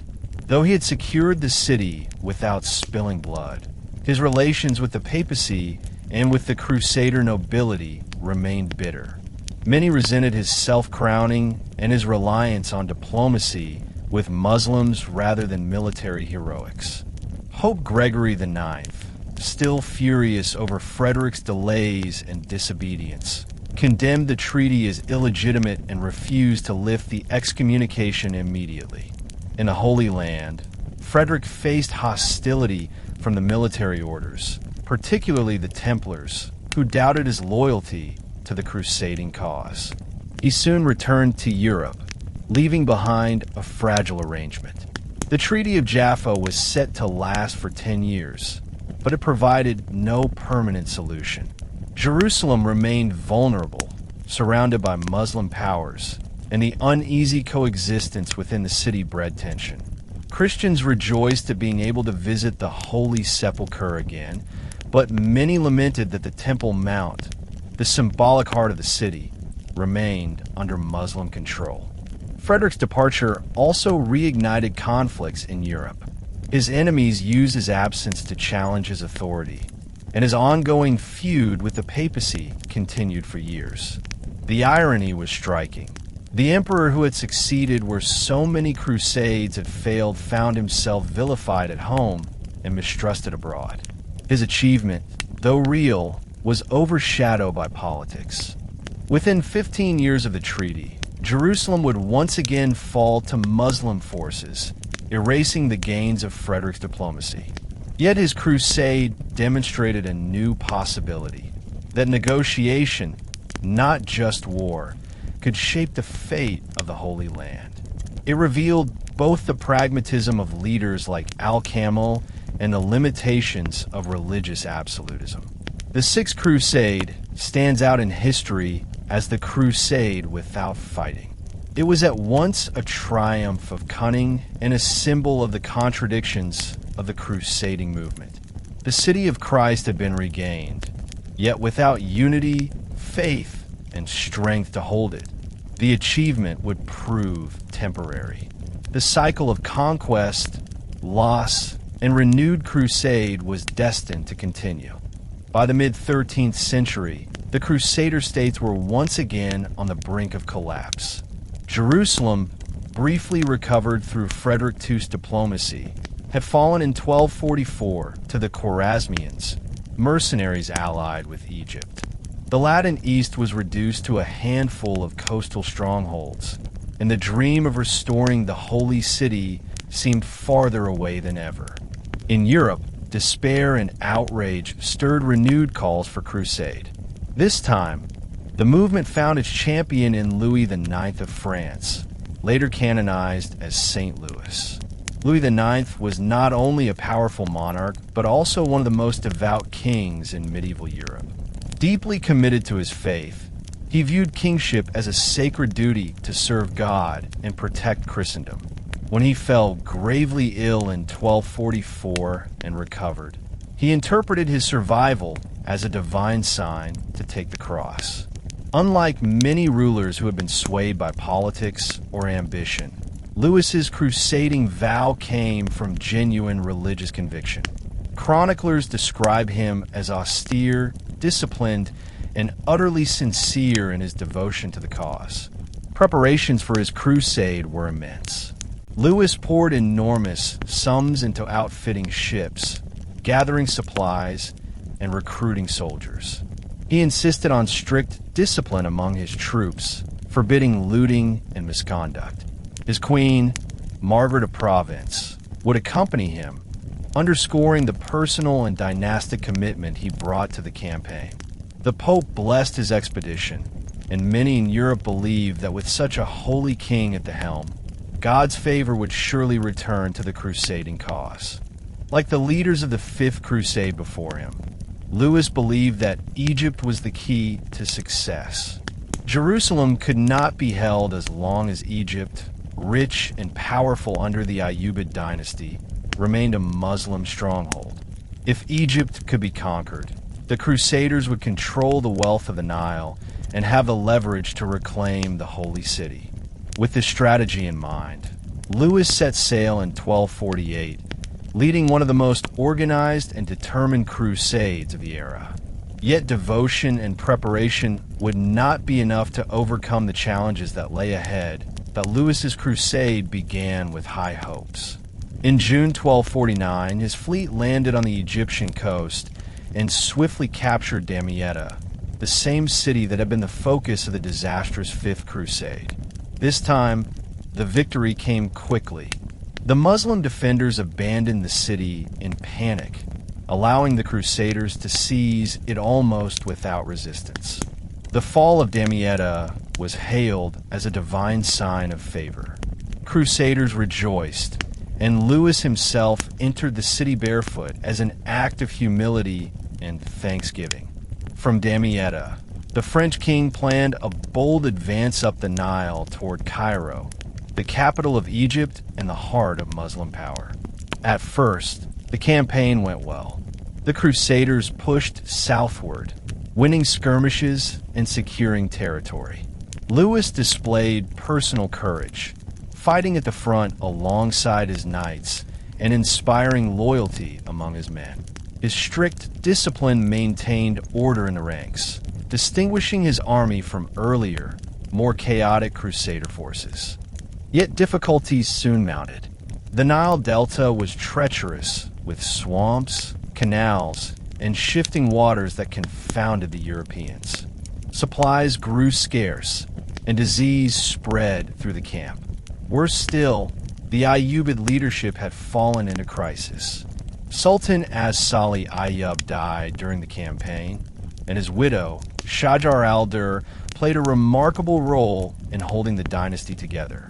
She concealed her husband's death, rallied the army, and eventually paved the way for the rise of the Mamluks, the elite slave soldier corps that would dominate Egypt.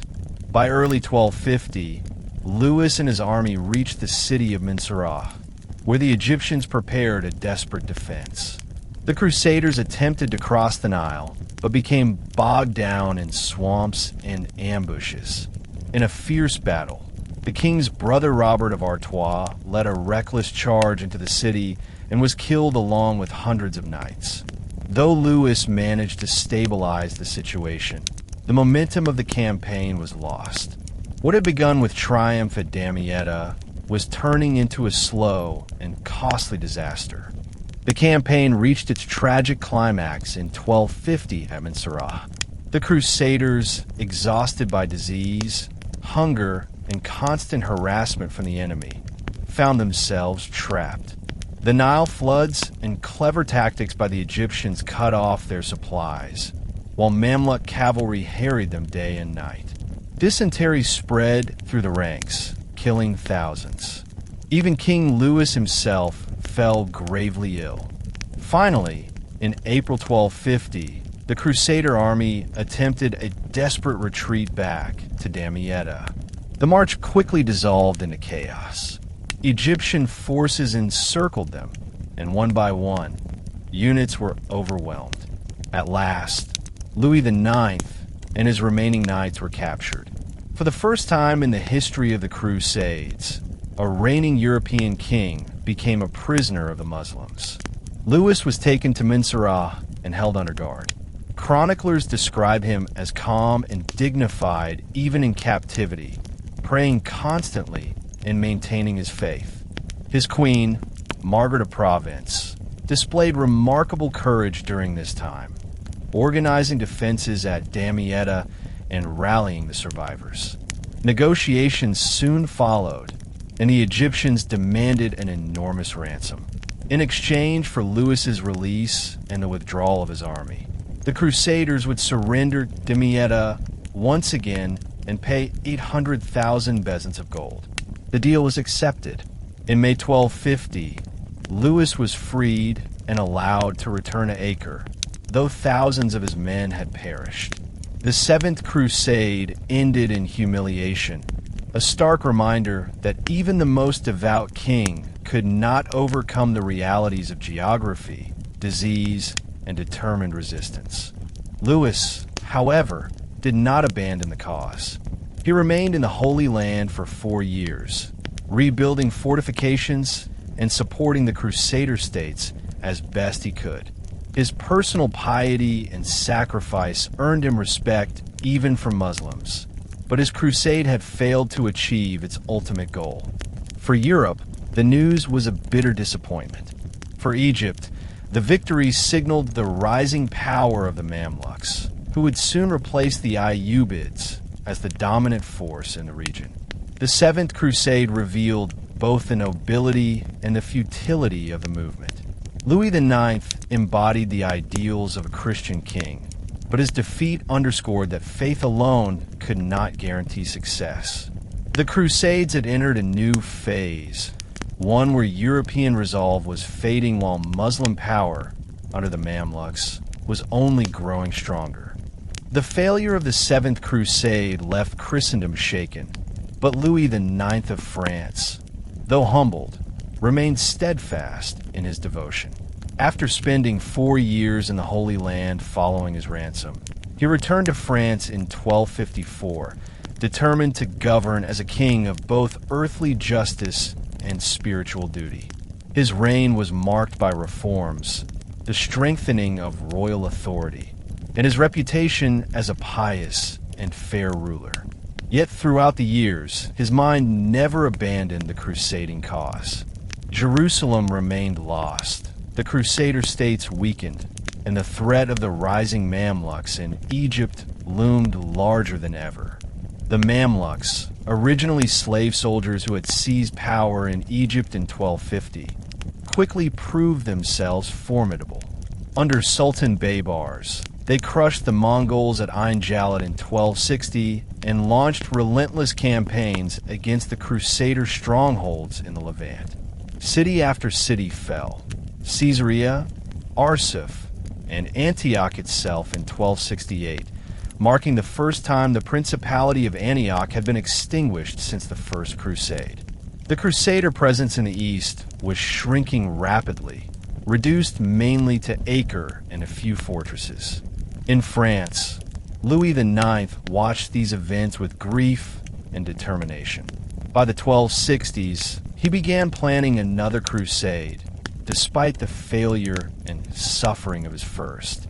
His advisors urged caution, and many nobles were reluctant to join, but Louis believed it was his sacred duty as a Christian monarch to defend the faith.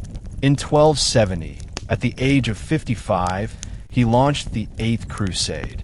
Unlike earlier expeditions aimed directly at Egypt or Palestine, Louis chose to attack Tunis in North Africa, hoping to establish a base of operations that could later support campaigns in the Holy Land.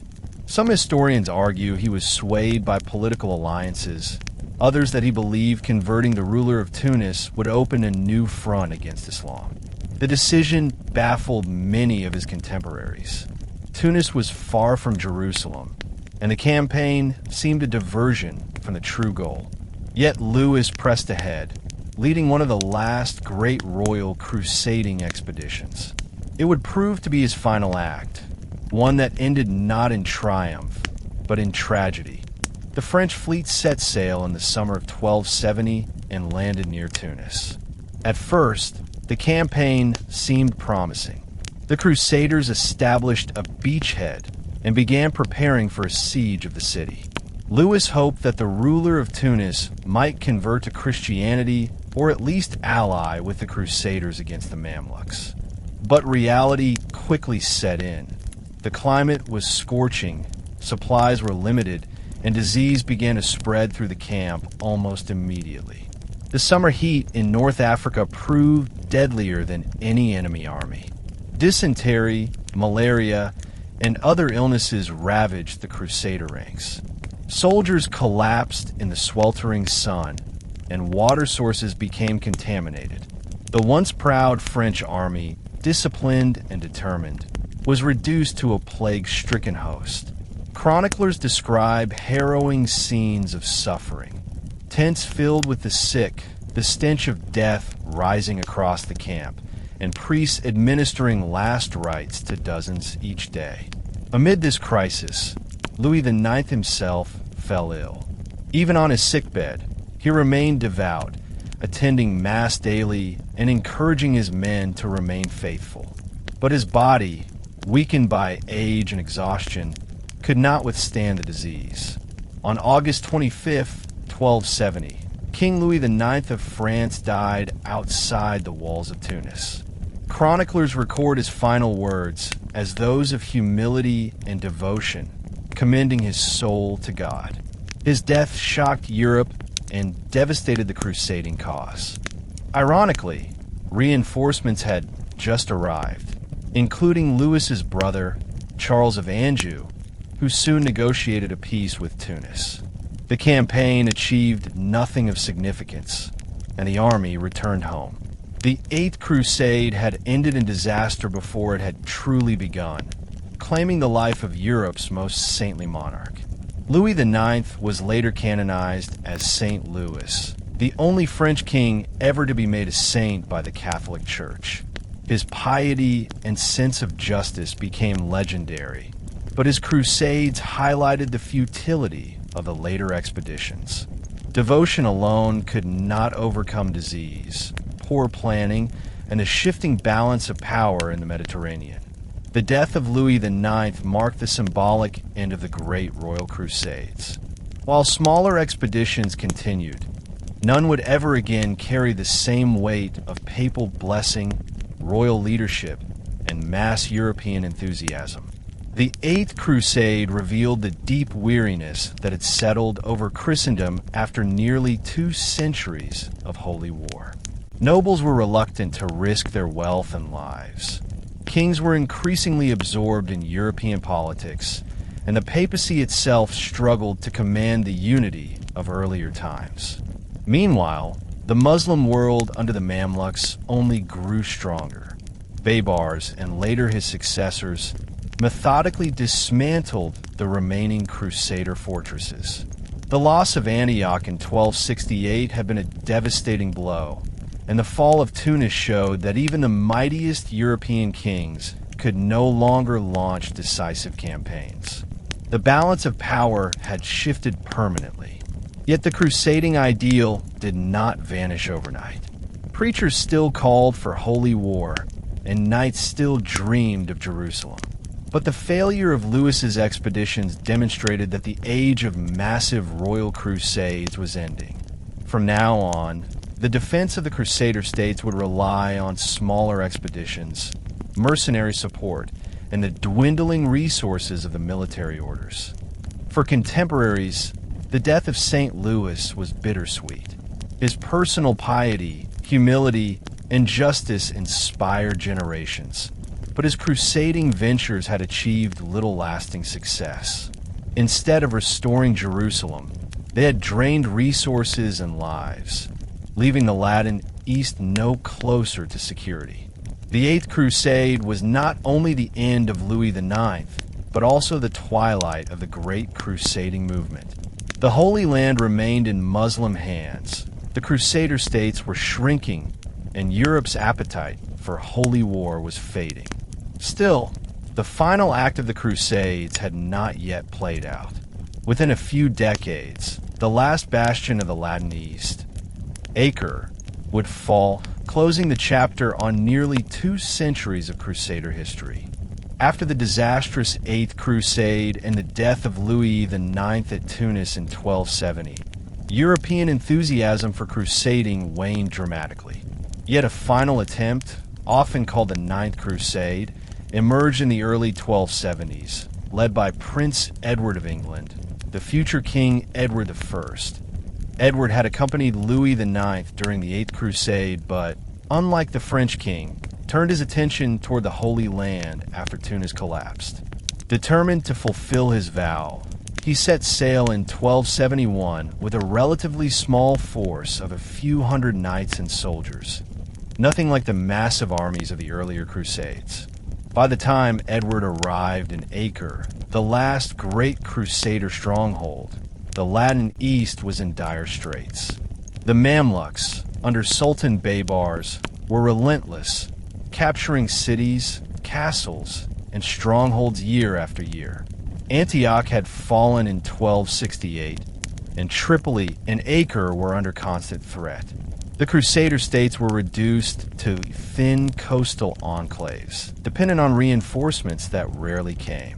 For Edward, the challenge was enormous. He lacked the manpower to launch major campaigns, but sought to revive Christian morale and form alliances with Mongols and Persia against the Mamluks.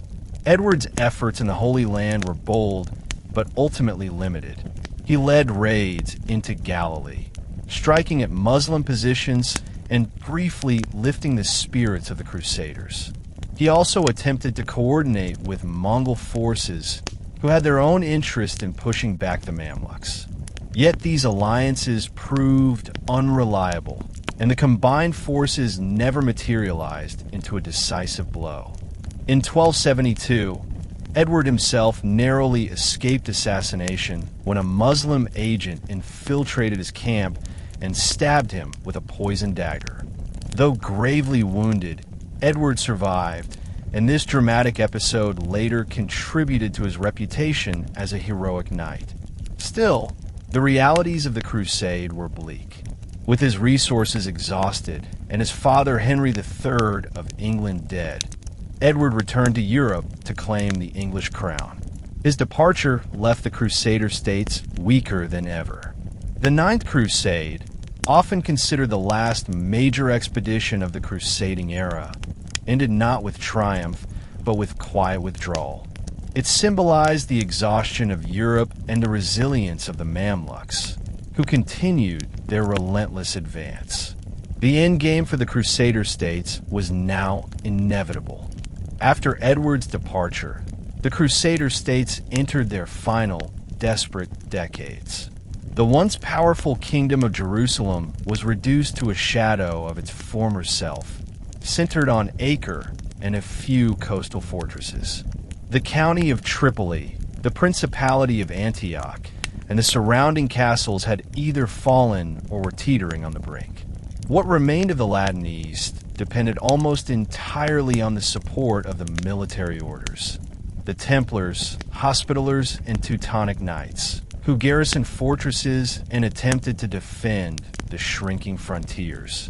Internally, the Crusader states were plagued by factionalism. Italian merchant cities, Venice, Genoa, and Pisa, competed fiercely for control of trade and influence, often fighting each other within the walls of Acre. Noble families quarreled, and weak leadership left the kingdom vulnerable.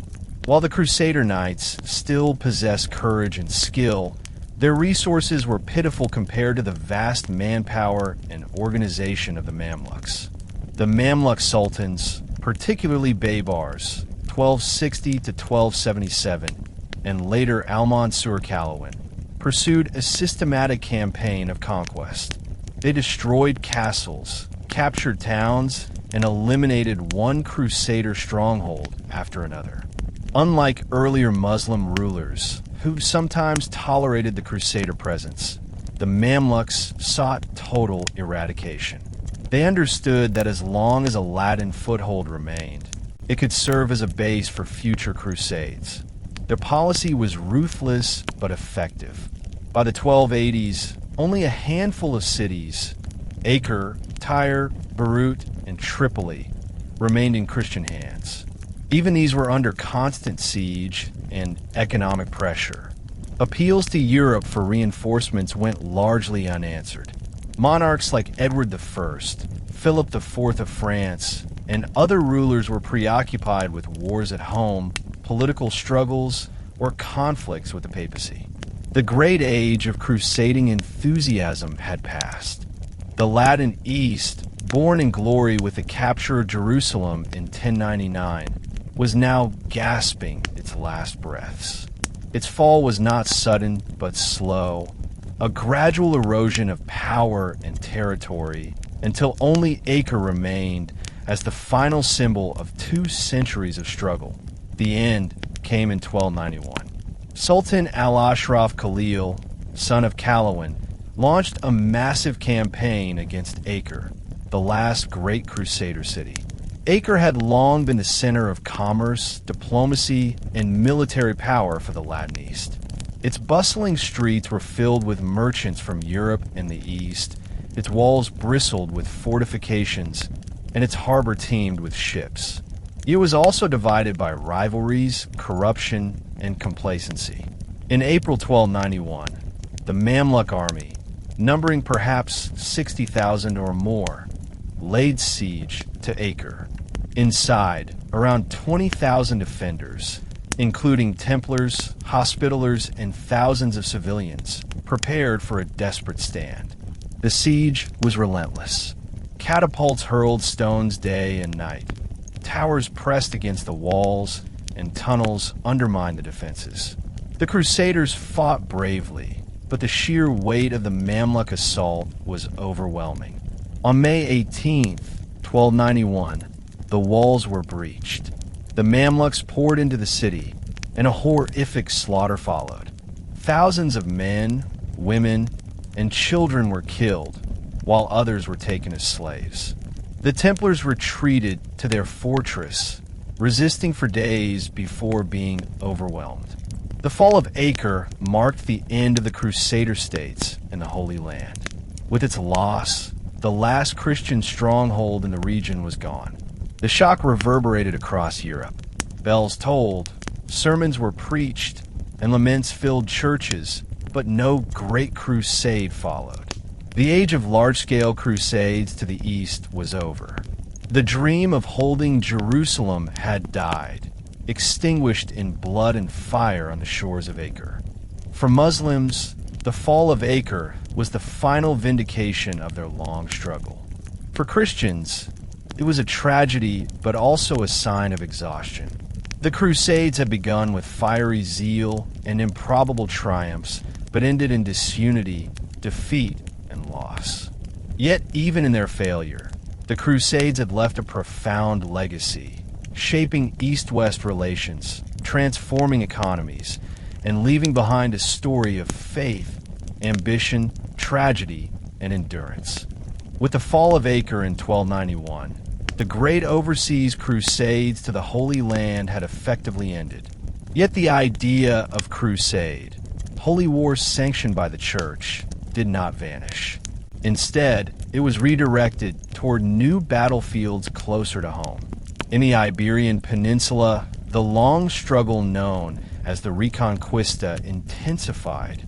Christian kingdoms such as Castile, Aragon, and Portugal sought to reclaim lands still held by Muslim rulers, particularly the Emirate of Granada. These campaigns, though local in character, were granted the same spiritual rewards as crusades to Jerusalem: indulgences, absolution of sins, and papal blessing. The Reconquista became the dominant crusade of the late Middle Ages. Victories such as the capture of Córdoba, 1236, Seville, 1248, and eventually Lisbon had already transformed the balance of power in Iberia. By the 14th century, Granada was the last significant Muslim stronghold. Knights from across Europe sometimes joined Iberian kings in these wars, treating them as a continuation of the holy struggle. While they lacked the dramatic journeys of the earlier Crusades, they carried immense significance, as they permanently reshaped the religious map of Spain and Portugal. Farther north, crusading energy was also channeled into the Baltic. Here, the Teutonic Knights, a German military order originally founded in the Holy Land, waged campaigns against pagan peoples such as the Prussians, Lithuanians, and Livonians. These wars, known as the Northern Crusades, aimed to convert the last pockets of non-Christian Europe through conquest and force. The campaigns were brutal, often resembling colonization as much as holy war, with castles built, land seized, and local population subdued. The Baltic Crusades lacked the glamour of Jerusalem, but they were highly effective in expanding Christendom's frontiers. By the 14th century, much of northeastern Europe had been Christianized, though Lithuania held out as the last pagan kingdom until its conversion in 1386. These crusades reflected the adaptability of the crusading ideal. Even without the Holy Land, the concept of fighting for God's cause remained powerful, providing spiritual justification for wars of conquest and expansion. As the 14th century progressed, the definition of crusades stretched even further. No longer confined to battles against Muslims or pagans, crusades were increasingly declared against heretics, political enemies of the papacy, and even rival Christian kingdoms. This transformation revealed both the enduring power and the corruption of the crusading idea.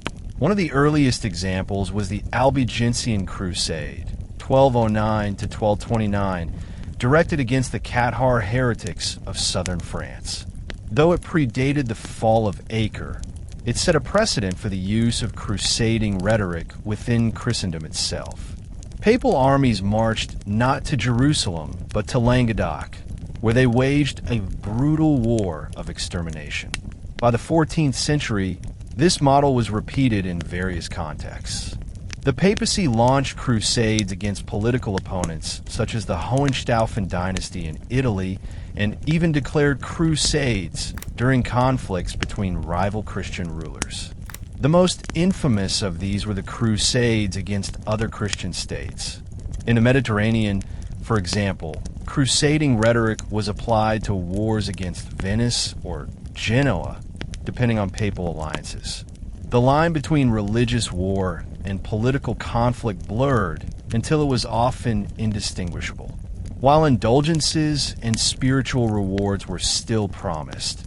Many contemporaries saw these campaigns as cynical manipulations of the crusading ideal. Another important front was the crusade against the Ottoman Turks, who emerged as a new power in Anatolia and the Balkans during the 14th century. Though technically Muslims, the Ottomans represented a very different kind of threat than the Ayyubids or Mamluks before them.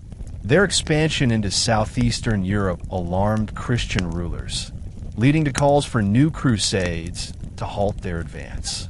Early attempts, such as the Crusade of Nicopolis in 1396, ended in disaster, but they marked the beginning of a new chapter in crusading history, one focused on defending Europe from Ottoman conquest rather than reclaiming the Holy Land.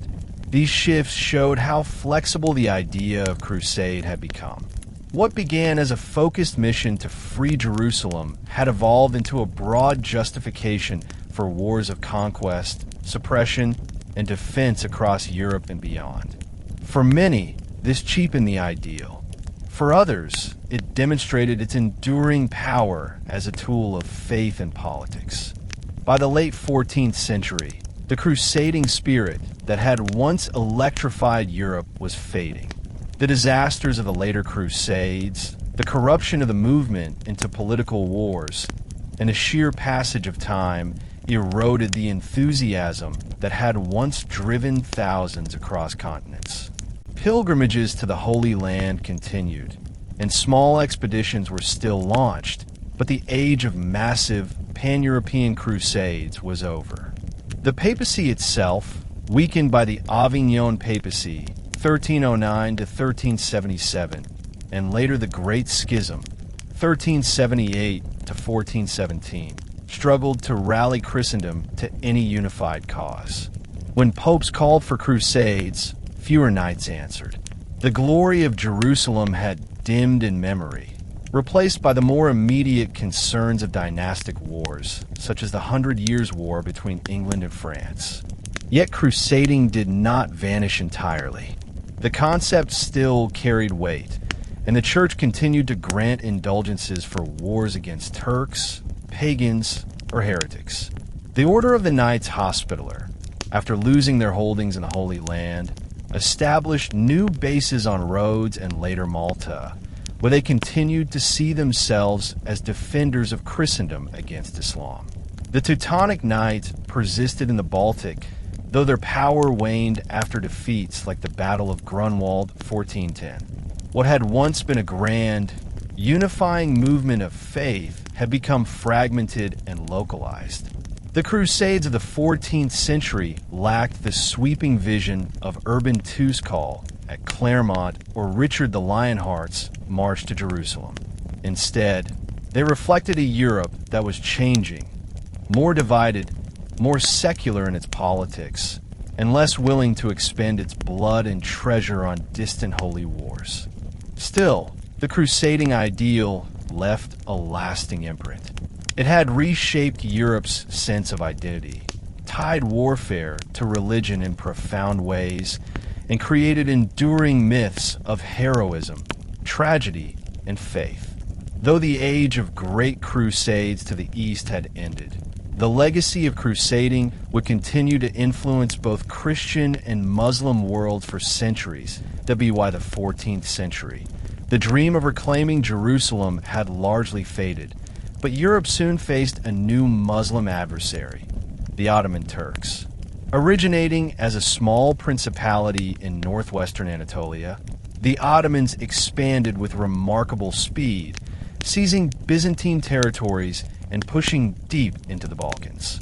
Their rise posed an existential threat not only to the remnants of Byzantium, but to all of southeastern Europe. For many in the West, this expansion gave crusading a new purpose. no longer to retake the Holy Land, but to defend Europe itself from Turkish conquest. The Ottomans combined military innovation with effective leadership. Under rulers such as Murad I and Bayezid I, they developed powerful armies centered on cavalry and the elite Janissary Corps, drawn from Christian boys converted to Islam through the Devshirme system. Their victories at battles like Maritsa, 1371, and Kosovo, 1389, stunned Christendom. By the late 14th century, the Balkans were collapsing under Ottoman pressure, and the Byzantine Empire had been reduced to little more than Constantinople and its immediate surroundings. The papacy responded with calls for crusade, framing the Ottoman advance as the ultimate test of Christian unity. Unlike earlier crusades, however, these expeditions were not about Jerusalem, but about halting Muslim expansion into Europe. The first major attempt came in 1396 with the Crusade of Nicopolis, when a coalition of Hungarian, French, German, and other European forces gathered to confront Bayezid I. It was heralded as a revival of the crusading spirit, with knights from across Europe eager to prove their valor. Yet this new crusade would end not in glory, but in catastrophe, showing that even when facing a mortal threat, Europe's divisions and overconfidence could undo its efforts. The age of the Ottomans was dawning, and the crusading world would never be the same. The Crusade of Nicopolis was the largest international effort since the days of Louis IX, but revealed the flaws that had plagued crusading for centuries. Led by King Sigismund of Hungary and joined by French, German, and Burgundian knights, the Crusader army numbered perhaps 16,000 to 20,000 men. They marched boldly into the Balkans, determined to relieve pressure on Hungary and strike a blow against Bayezid I, known as the Thunderbolt. At first, the crusade advanced with confidence, capturing towns and striking fear into Ottoman forces. Yet arrogance soon took its toll. The French knights, eager for glory, ignored Sigismund's cautious strategy and charged recklessly at Nicopolis in September 1396. The Ottomans, well prepared and disciplined, unleashed waves of arrows from their cavalry and then counterattacked with janissaries and heavy reserves. The Crusader cavalry, exhausted and disorganized, was crushed. The battle ended in disaster. Thousands of Crusaders were killed or captured. Ottoman chroniclers record that Bayezid ordered the execution of most prisoners, sparing only nobles for ransom. The French and Hungarian losses were devastating, and Europe was left stunned by the scale of the defeat. The Nicopolis Crusade, intended as a demonstration of Christian unity, instead became a grim reminder of disunity, poor leadership, and the dangers of underestimating the Ottoman war machine. The defeat at Nicopolis shattered hopes of halting Ottoman expansion. Over the next decades, the Turks tightened their grip on the Balkans, setting the stage for the ultimate showdown with Byzantium. Constantinople, once the impregnable bastion of Christendom, was now surrounded and isolated. The failure of Nicopolis marked the beginning of the end for the Byzantine Empire and exposed Europe's inability to mount effective resistance. Yet calls for crusade continued. As the 15th century advanced, new attempts were made to unite Christendom against the Ottoman tide. None, however, would reverse the course of history. In the mid-15th century, Europe made its final efforts to resist the Ottomans through crusading. One of the most significant was the Crusade of Varna, 1444, led by King Ladislaus III of Poland and Hungary with support from the papacy and Venetian fleets. The campaign initially showed promise, as Christian forces advanced into the Balkans and forced Sultan Murad II to negotiate peace. But the papacy urged the Crusaders to break the truce, insisting on total victory. At the Battle of Varna in November 1444, the Crusaders confronted Murad's army near the Black Sea. Once again, rashness and overconfidence doomed them. King Ladislaw led a reckless cavalry charge, only to be surrounded and killed. His death on the battlefield symbolized the crushing of yet another crusading dream. The defeat at Varna echoed the humiliation of Nicopolis, reinforcing the sense that Europe could not match the Ottomans. Just a decade later, in 1453, the Ottoman Sultan Mehmed II achieved the unthinkable, the capture of Constantinople. After a 53-day siege, the city fell to Ottoman artillery and relentless assault. The fall of Constantinople shocked Christendom and marked the end of the Byzantine Empire.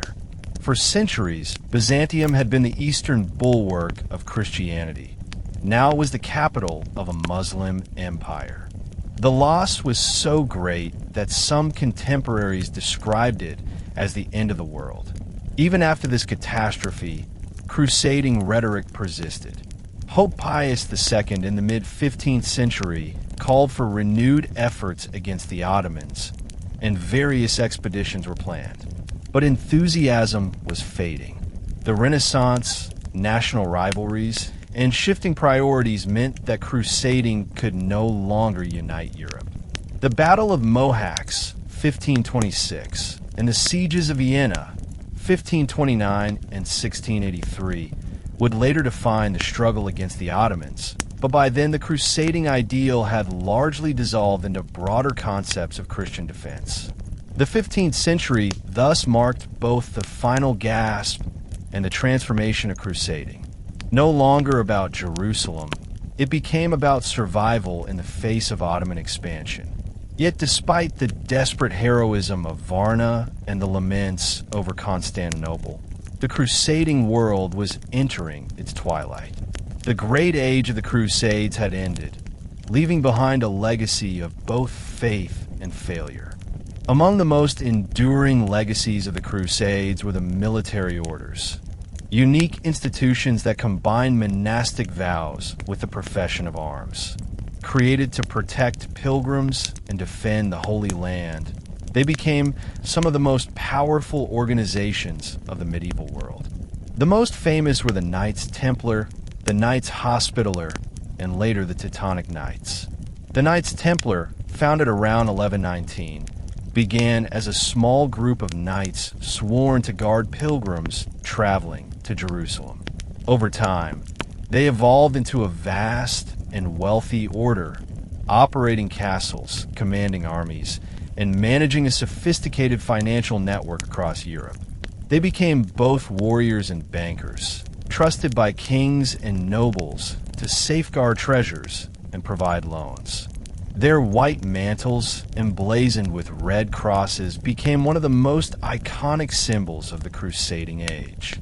The Knights Hospitaller, originally established as a hospital brotherhood to care for pilgrims, took on military duties after the First Crusade. By the 12th century, they were a formidable fighting force, maintaining powerful castles such as Croc de Chevaliers in Syria. Unlike the Templars, the Hospitallers retained a stronger charitable identity, running hospitals and caring for the sick even as they waged war. The Teutonic Knights, formed in the late 12th century during the Siege of Acre, were initially intended to serve German pilgrims in the Holy Land. Over time, they shifted their focus to the Baltic, leading crusades against pagan peoples and establishing a powerful state in Prussia. Their distinctive white cloaks with black crosses became symbols of conquest and Christianization in Northern Europe. These orders embodied the fusion of religious devotion and military professionalism, bound by vows of poverty, chastity, and obedience. Their members lived as monks but fought as knights. They became the backbone of the Crusader states, garrisoning fortresses, leading armies, and ensuring that, for nearly 2 centuries, the Latin East could resist the far larger Muslim powers. The fall of Acre in 1291 marked the end of the Crusader states, but not the end of the military orders. Stripped of their original mission in the Holy Land, they adapted to new circumstances, carrying the crusading ideal into other regions. Their survival ensured that the crusading ethos continued even after the loss of Jerusalem. The Knights Templar faced the most dramatic fate. Their immense wealth and influence made them both indispensable and dangerous in the eyes of European rulers. In 1307, King Philip IV of France, heavily indebted to the Templars, orchestrated their downfall. Accusing them of heresy, blasphemy, and corruption, he pressured Pope Clement V to suppress the order. In a notorious series of trials, many Templars were tortured into confessions and executed, including their Grand Master, Jacques de Molay, who was burned at the stake in 1314. The suppression of the Templars shocked Europe and gave rise to legends of hidden treasures and secret societies that still endure in popular imagination. The Hospitallers, in contrast, successfully reinvented themselves. After the loss of Acre, they relocated first to Cyprus and then, in 1310, seized the island of Rhodes. From this base, they transformed into a maritime power, defending the eastern Mediterranean against Muslim fleets and continuing to see themselves as guardians of Christendom. For more than 2 centuries, they resisted Ottoman expansion, finally retreating to Malta in 1530, where they became known as the Knights of Malta. Their heroic defense of the island against the Ottomans in 1565 was one of the last great episodes of crusading spirit. The Teutonic Knights likewise shifted focus. Establishing their own state in Prussia, they waged crusades against Lithuanians, Poles, and Russians. For a time, they created a formidable military religious empire in the Baltic, blending the crusading mission with territorial rule. Though their power waned after defeats, such as the Battle of Grunwald in 1410, they remained influential well into the early modern era. In this way, the military orders ensured that the crusading tradition survived long after the Holy Land was lost. They carried forward the ideals of holy war, charity, and religious duty, adapting them to new contexts and new enemies. By the late Middle Ages, the military orders and the papacy had redefined the crusading idea. No longer centered exclusively on Jerusalem, crusade became a flexible concept, a war fought under papal sanction, promising spiritual rewards for participants. This allowed the crusading spirit to persist in new forms, even as the original goal faded. For the Hospitallers, crusade meant defending the Mediterranean frontier from Muslim fleets and pirates. For the Teutonic Knights, it meant imposing Christianity on the Baltic pagans. In Spain, crusade meant the Reconquista, culminating in the capture of Granada in 1492, which was celebrated as the final triumph of the cross over Islam in Iberia. Crusade even extended to the New World, where explorers and conquerors carried the rhetoric of holy war into their campaigns of conquest. Yet the transformation also diluted the ideal. What had once been a unified mission of Christendom became fragmented and politicized. Popes declared crusades not only against Muslims, but against Christian rivals, heretical sects, and rebellious regions. While indulgences and religious justifications remained, many contemporaries began to see crusading as a political tool rather than a purely spiritual cause.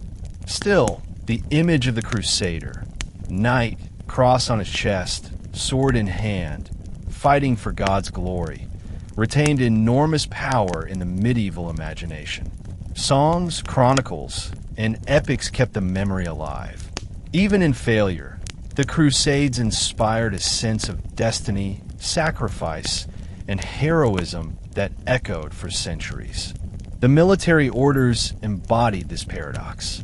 They preserved the structures of crusading while also transforming them into something new. Through them, the crusading spirit endured, reshaped by time and necessity, but never entirely extinguished. In their fortresses, their fleets, and their rituals, the dream of holy war lingered, long after the Holy Sepulchre was lost. The Crusades, spanning nearly 2 centuries of campaigns, reshaped Europe in profound ways. Politically, they strengthened the authority of kings and monarchies at the expense of feudal lords. Many nobles sold or mortgaged their lands to finance expeditions, concentrating wealth and power in the hands of monarchs. Rulers like Richard the Lionheart, Louis IX, and Frederick II transformed the image of kingship into one intertwined with the defense of faith.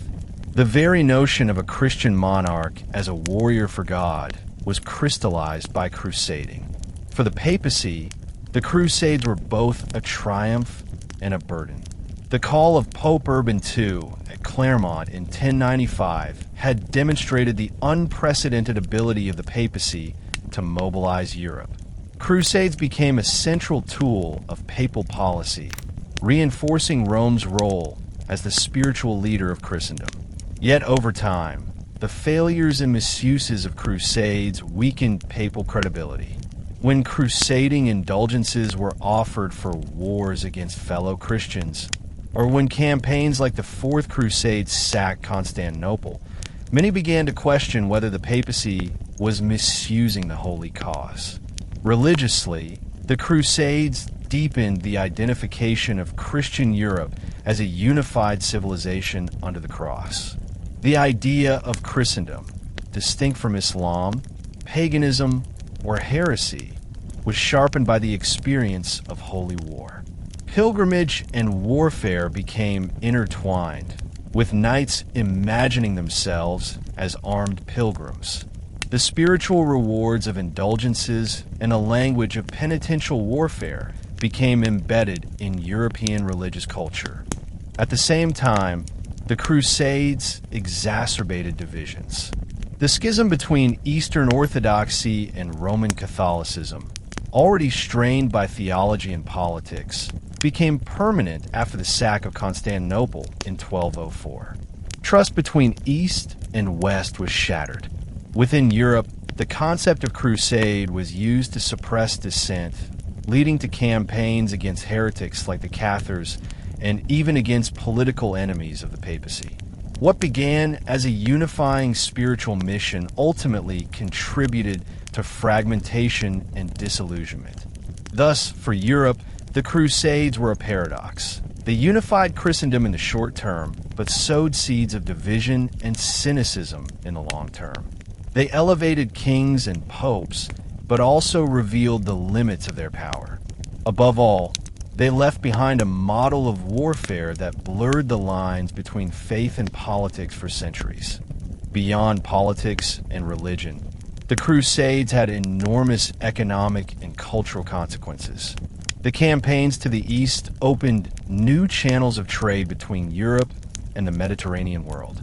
Italian city-states such as Venice, Genoa, and Pisa thrived by transporting crusaders and supplies, establishing lucrative trade networks that connected Europe to the markets of the Middle East. Spices, silks, glassware, and other luxury goods entered European markets in greater quantities, fueling economic growth and stimulating demand for Eastern products. The Crusades also accelerated the growth of banking and credit systems. Orders like the Templars developed networks that allowed pilgrims and crusaders to deposit money in Europe and withdraw it in the Holy Land. These innovations laid groundwork for modern financial practices, blending commerce with religious war. Culturally, the Crusades brought Europeans into sustained contact with the Islamic world. While relations were often violent, they also facilitated the transfer of knowledge. Europeans encountered advanced Muslim scholarship in medicine, mathematics, astronomy, and philosophy. Translations of Arabic works, many of which preserved ancient Greek knowledge, reintroduced Europe to Aristotle, Galen, and other classical thinkers. This intellectual exchange helped spark developments that would eventually culminate in the Renaissance. Architecture and art were also influenced. Crusaders returned with new ideas about fortification, leading to stronger castles and military engineering in Europe. Styles of art and ornamentation borrowed from the East began to appear in European churches and manuscripts. Even cuisine was transformed, with spices like cinnamon, sugar, and pepper becoming part of European diets. Yet these exchanges were not purely positive. The violence of the Crusades hardened stereotypes and deepened mutual hostility. Muslims often viewed Crusaders as brutal invaders, while Europeans increasingly portrayed Islam as an enemy faith. Despite moments of cultural interaction, the dominant legacy on both sides was one of suspicion and enmity. The Crusades thus contributed both to Europe's growth and to its long-standing antagonism with the Islamic world. For the Islamic world, the Crusades were initially seen as little more than another wave of invasions, one among many that had swept the Middle East. Early Muslim chroniclers referred to the Crusaders as Franks, lumping them with other Westerners. But as the conflicts dragged on, Muslim leaders and scholars began to frame the struggle as part of a larger religious defense, a jihad against foreign occupiers. Figures like Nur ad-Din and Saladin came to embody this ideal, using the language of jihad to unite disparate Muslim states under a common cause. The Crusaders' atrocities, particularly the massacre at Jerusalem in 1099, left a deep impression. Chroniclers emphasized the cruelty of the Franks, contrasting it with the mercy shown by Saladin in 1187 when he retook Jerusalem and spared most of its inhabitants. These contrasting narratives shaped Muslim memory of the Crusades as a struggle not only of arms, but of moral superiority. Over time, the defeat and expulsion of the Crusaders became a source of pride and legitimacy for Muslim rulers. The fall of Acre in 1291 was celebrated as the final victory of Islam over the foreign invaders. Later dynasties, such as the Mamluks and Ottomans, saw themselves as heirs to this legacy, using the defeat of the Crusaders to reinforce their role as defenders of the faith. In the modern era, the Crusades have remained a potent symbol in the Islamic world. During colonial times, European powers were often compared to the medieval Crusaders, their conquest framed as a continuation of the same struggle. Even today, the language of crusade and jihad resonates in political and cultural discourse, shaping perceptions of East-West relations. Thus, the Crusades left behind a dual legacy in the Islamic world, a history of suffering under invasion, but also a story of triumph and resistance. Where Europeans often remembered the Crusades as failures or misguided ventures, Muslims remembered them as proof that unity and perseverance could repel even the mightiest of enemies. The fall of Acre in 1291 marked more than the collapse of the Crusader states. It was the symbolic death of an age. For nearly 200 years, thousands of Europeans had traveled across continents, compelled by faith, greed, glory, or guilt in pursuit of a single holy cause. The dream of reclaiming Jerusalem had driven emperors, peasants, monks, and mercenaries alike, forging a shared experience across kingdoms and cultures. Yet by the end, the movement had exhausted itself. Despite all the bloodshed, Jerusalem had not remained in Christian hands. The once proud Crusader fortresses were in ruins. The great military orders had either been dismantled or relocated. The unifying idea of Christendom fighting a common external enemy fractured under the weight of its own contradictions: infighting, corruption, and ambition. The spirit of sacrifice that had lit the fires of Clermont in 1095 was, by the 14th century, a memory clouded by failure and disillusionment. But the end of crusading in the Holy Land did not mean the end of its legacy. The concept of crusade evolved and took on different meanings.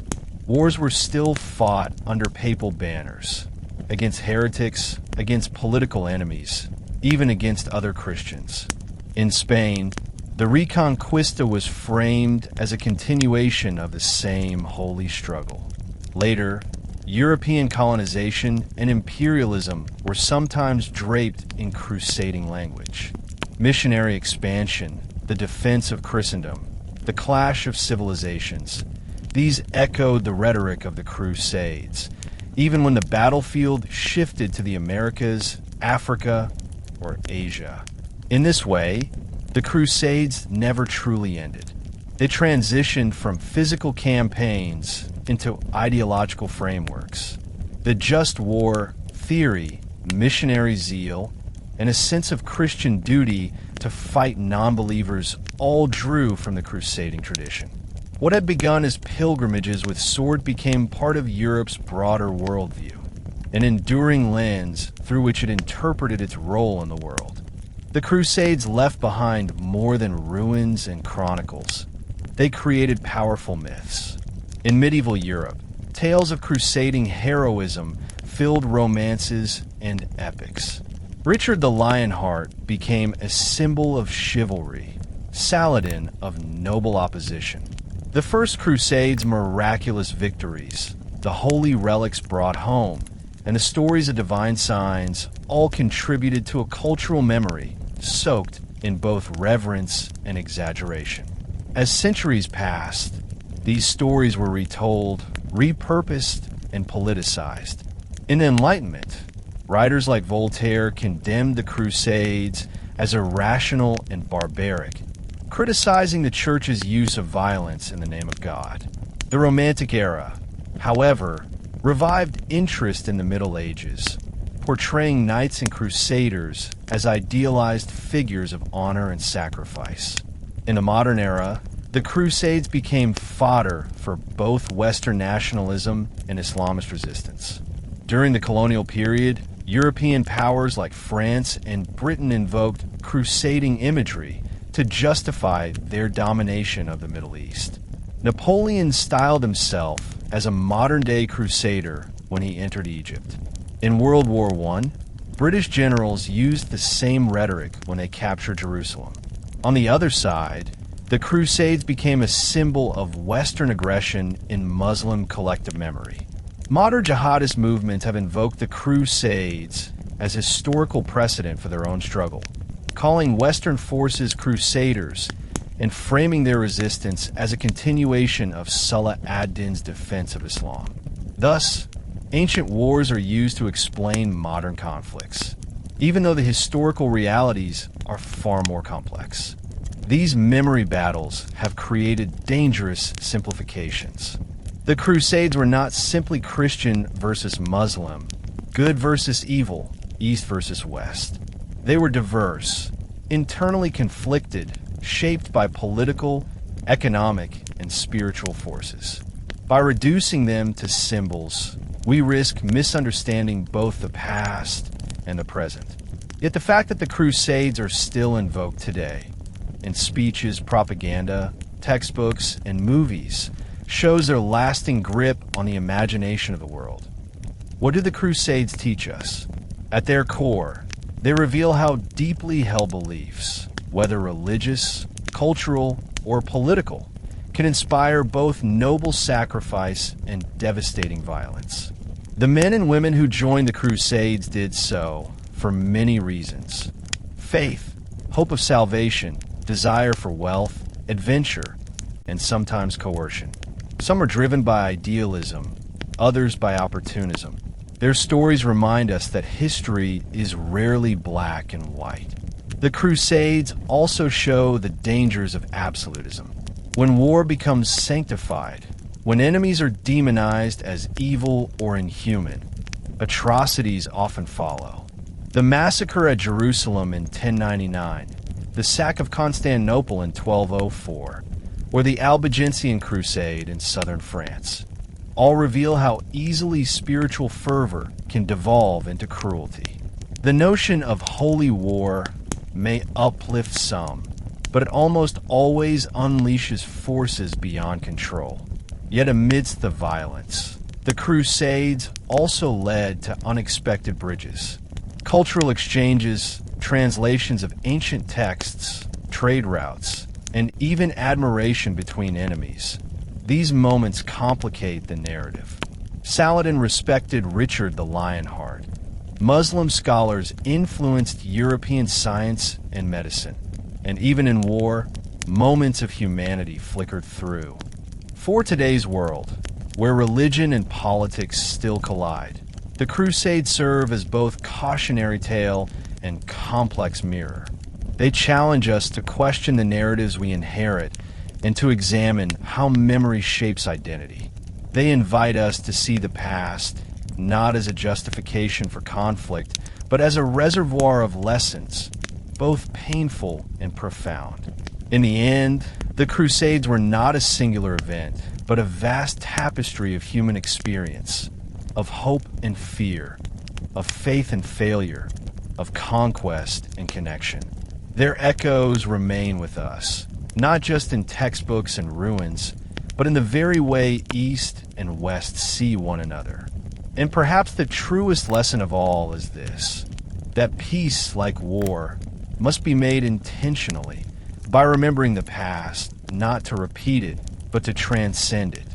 And so, the holy wars end, not with glory, not with peace, but with questions. Questions that still haunt the borders of belief and identity today. In this journey across 20 parts and nearly 2 hours of history, we've witnessed the rise and fall of empires, kings crowned, and corpses piled, and how faith, both beautiful and blind, led men to salvation and slaughter alike. We saw how the Crusades shaped Europe's identity, forged the myth of Christendom, deepened the rift with the Islamic world, and left behind both ruins and revelations. But perhaps the true lesson of the Crusades is not about East versus West, or Christian versus Muslim.